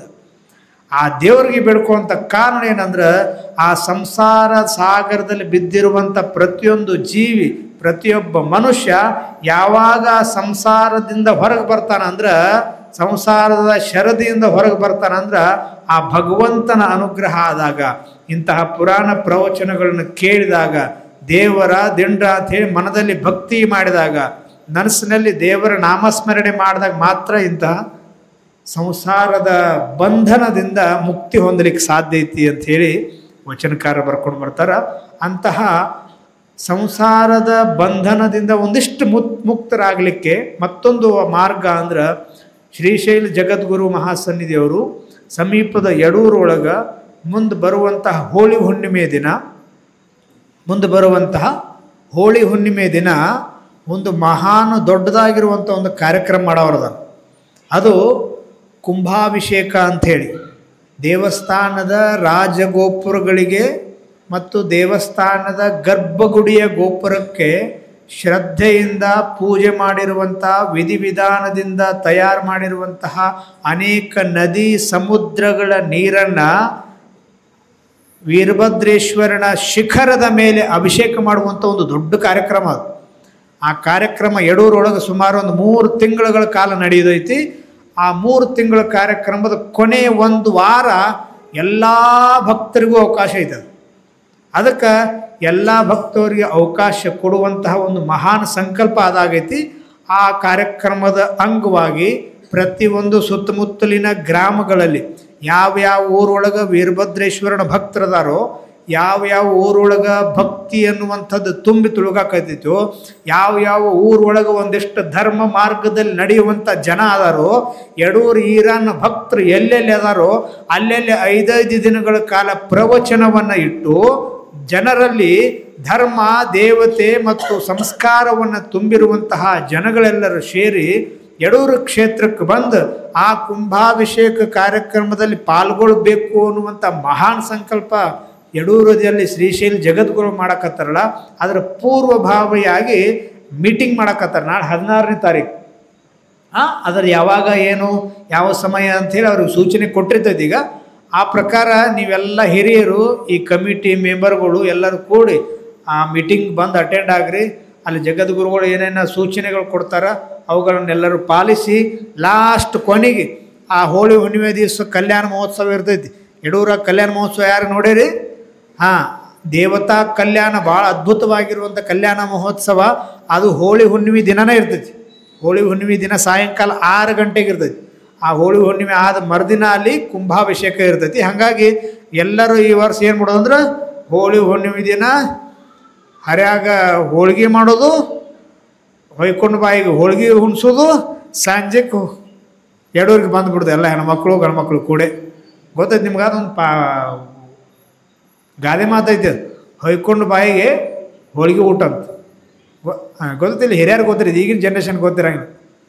ಅದಕ್ಕೆ ಹರ್ಯಾಗೆದ್ದು ಹೋಳಿಗೆ ಮಾಡೋದು, ಮಧ್ಯಾಹ್ನ ಹೋಳಿಗೆ ಊಟ ಮಾಡಿಸೋದು, ಮಧ್ಯಾಹ್ನ ಊಟ ಮಾಡಿ ಯಡೂರಿಗೆ ಬಂದುಬಿಡೋದು. ಅವತ್ತು ಸಾಯಂಕಾಲ ಕಲ್ಯಾಣ ಮಹೋತ್ಸವ, ಮರುದಿನ ಕುಂಭಾಭಿಷೇಕದ ಕಾರ್ಯಕ್ರಮ ಶುರುವಾಗಿಬಿಡ್ತಾವೆ. 5,000 ಹೆಣ್ಮಕ್ಕಳಿಂದ ಕುಂಭದಲ್ಲಿ ನೀರು ತಂದು ನೀವು ತಲೆ ಮೇಲೆ ಹೊತ್ಕೊಂಡು ಬಂದಿರುವಂಥ ಆ ಕುಂಭದಿಂದ ಎಲ್ಲಿ ಅಭಿಷೇಕ ಆಕೈತಿ ಅಂದರೆ ನಾವು ಒಂದು ಚೆರಿಗೆ ನೀರು ಹೋಗಿ ದೇವ್ರಿಗೆ ಅಭಿಷೇಕ ಮಾಡ್ಬೋದು, ನಾವು ಒಂದು ಚೆರಿಗೆ ತೊಗೊಂಡು ಹೋಗಿ ದೇವ್ರಿಗೆ ನೈವೇದ್ಯ ಮಾಡೋಕ್ಕೆ ನೀರು ತೋರಿಸ್ಬೋದು. ಆದ್ರೆ ನೀವು ತಲೆ ಮೇಲೆ ನಿಮ್ಮ ಶಿರಸ್ಸು ಅನ್ನೋದು ಒಂದು ಕಳಶ, ನಿಮ್ಮ ಶಿರಸ್ಸು ಅನ್ನೋದು ಒಂದು ಶಿಖರ, 5,000 ಮುತ್ತೈದೆಯರ ತಲೆಯ ಮೇಲೆ ತಲೆ ಅನ್ನುವಂಥ ಶಿಖರದ ಮೇಲೆ ಹೊತ್ಕೊಂಡು ಬಂದಿರುವಂಥ ಆ ಜಲ ಸಾಕ್ಷಾತ್ ವೀರಭದ್ರನ ಶಿಖರಕ್ಕೆ ಅಭಿಷೇಕ ಆಕೈತೆ ಅನ್ನುವಂಥ ಇದೊಂದು ವಿಶೇಷವಾಗಿರುವಂಥ ಭಾಗ್ಯವಾಗಿರುವಂಥ ಸಮಯ. ಅಂಥ ಸಮಯಕ್ಕೆ ನೀವೆಲ್ಲರೂ ಪಾಲ್ಗೊಳ್ಬೇಕು. ಆ ಯಡೂರಿಗೆ ಬಂದು ನೀವೆಲ್ಲರೂ ಆ ಕುಂಭಾಭಿಷೇಕವನ್ನು ಕಣ್ ತುಂಬಿಕೊಳ್ಬೇಕು. ಸಾಧ್ಯ ಆದ ನಿಮ್ಮ ಕೈಯಿಂದ ಒಂದು ಕೊಡ ನೀರು ತಂದು ಆ ಭಗವಂತನ ಶಿಖರಕ್ಕೆ ಎರೆಯುವಂತಹ ಪುಣ್ಯದಲ್ಲಿ ನೀವು ಕೂಡ ಪಾಲ್ಗೊಳ್ಬೇಕು. ಈ ರೀತಿಯಾಗಿ ಧರ್ಮವನ್ನು ನಿಮ್ಮ ಮನೆಯಲ್ಲಿ ನಿಮ್ಮ ಮಕ್ಕಳಿಗೆ ಬೆಳೆಯುವಂತಹ ಕೂಸುಗಳಿಗೆ ಈಗಿನ ಜನ್ರೇಷನ್ಗೆ ಧರ್ಮ ಮಾರ್ಗದಲ್ಲಿ ನೀವು ಕರ್ಕೊಂಡು ಹೋಗಬೇಕು ಅನ್ನುವಂಥ ಮಾತನ್ನು ಈ ಮೂಲಕ ತಿಳಿಸಿ, ಇಲ್ಲಿವರೆಗೆ ಸುಮಾರು ಗಂಟೆಗಳ ಕಾಲ ನೀವೆಲ್ಲರೂ ಭಕ್ತಿಯಿಂದ ಶ್ರದ್ಧೆಯಿಂದ ಈ ಒಂದು ಸತ್ಸಂಗ ಕಾರ್ಯಕ್ರಮದಲ್ಲಿ ಪಾಲ್ಗೊಂಡಿದ್ದೀರಿ. ನಿಮ್ಮೆಲ್ಲರಿಗೂ ಕೂಡ ಭಗವಂತ ಒಳ್ಳೇದು ಮಾಡಲಿ. ಎಲ್ಲರೂ ಮನಸ್ಸಿನಲ್ಲಿ ಕೂಡ ಒಳ್ಳೆಯ ವಿಚಾರಗಳು ಮಾಡುವಂಥ ಬುದ್ಧಿ ಪರಮಾತ್ಮ ನಮಗೆ ಹಾಕಲಿ. ಯಾರ ಬಗ್ಗೆ ನಿಂದನೆ ಮಾಡಲಾರ್ದಂಥ ಬುದ್ಧಿಯನ್ನು ಪರಮಾತ್ಮ ನಮಗೆ ಕೊಡಲಿ. ನಮ್ಮ ಕೈಯಿಂದ ಸಾಧ್ಯವಾದರೆ ಒಳ್ಳೆಯ ಕೆಲಸ ಮಾಡಿಸಲಿ, ನಮ್ಮ ಬಾಯಿಯಿಂದ ಸಾಧ್ಯವಾದರೆ ಒಳ್ಳೆಯ ಮಾತುಗಳನ್ನ ಆಡಿಸಲಿ, ನಮ್ಮ ಪಾದಗಳಿಂದ ಸಾಧ್ಯವಾದರೆ ದೇವತಾ ಕ್ಷೇತ್ರಗಳಿಗೆ ಪಾದಯಾತ್ರೆ ಮಾಡುವಂಥ ಶಕ್ತಿಯನ್ನು ಭಗವಂತ ಕೊಡಲಿ. ಎಲ್ಲರಿಗೆ ಆರೋಗ್ಯ ಆಯಸ್ಸನ್ನು ಭಗವಂತ ಕೊಡಲಿ ಅಂತೇಳಿ ಆ ಭಗವಂತನಲ್ಲಿ ಪ್ರಾರ್ಥನೆ ಮಾಡಿಕೊಂಡು ಇಲ್ಲಿವರೆಗೆ ಸಾಮೂಹಿಕವಾಗಿ ಅತ್ಯಂತ ಸಂತೋಷದಿಂದ ಮಾತುಗಳನ್ನು ಕೇಳಿರುವಂಥ ಎಲ್ಲರಿಗೂ ಕೂಡ ಮತ್ತೊಮ್ಮೆ ಪ್ರಣಾಮಗಳನ್ನು ಸಲ್ಲಿಸಿ ನಮ್ಮ ಮಾತುಗಳನ್ನು ಮುಗಿಸ್ತೇವೆ. ಓಂ ಶಾಂತಿ.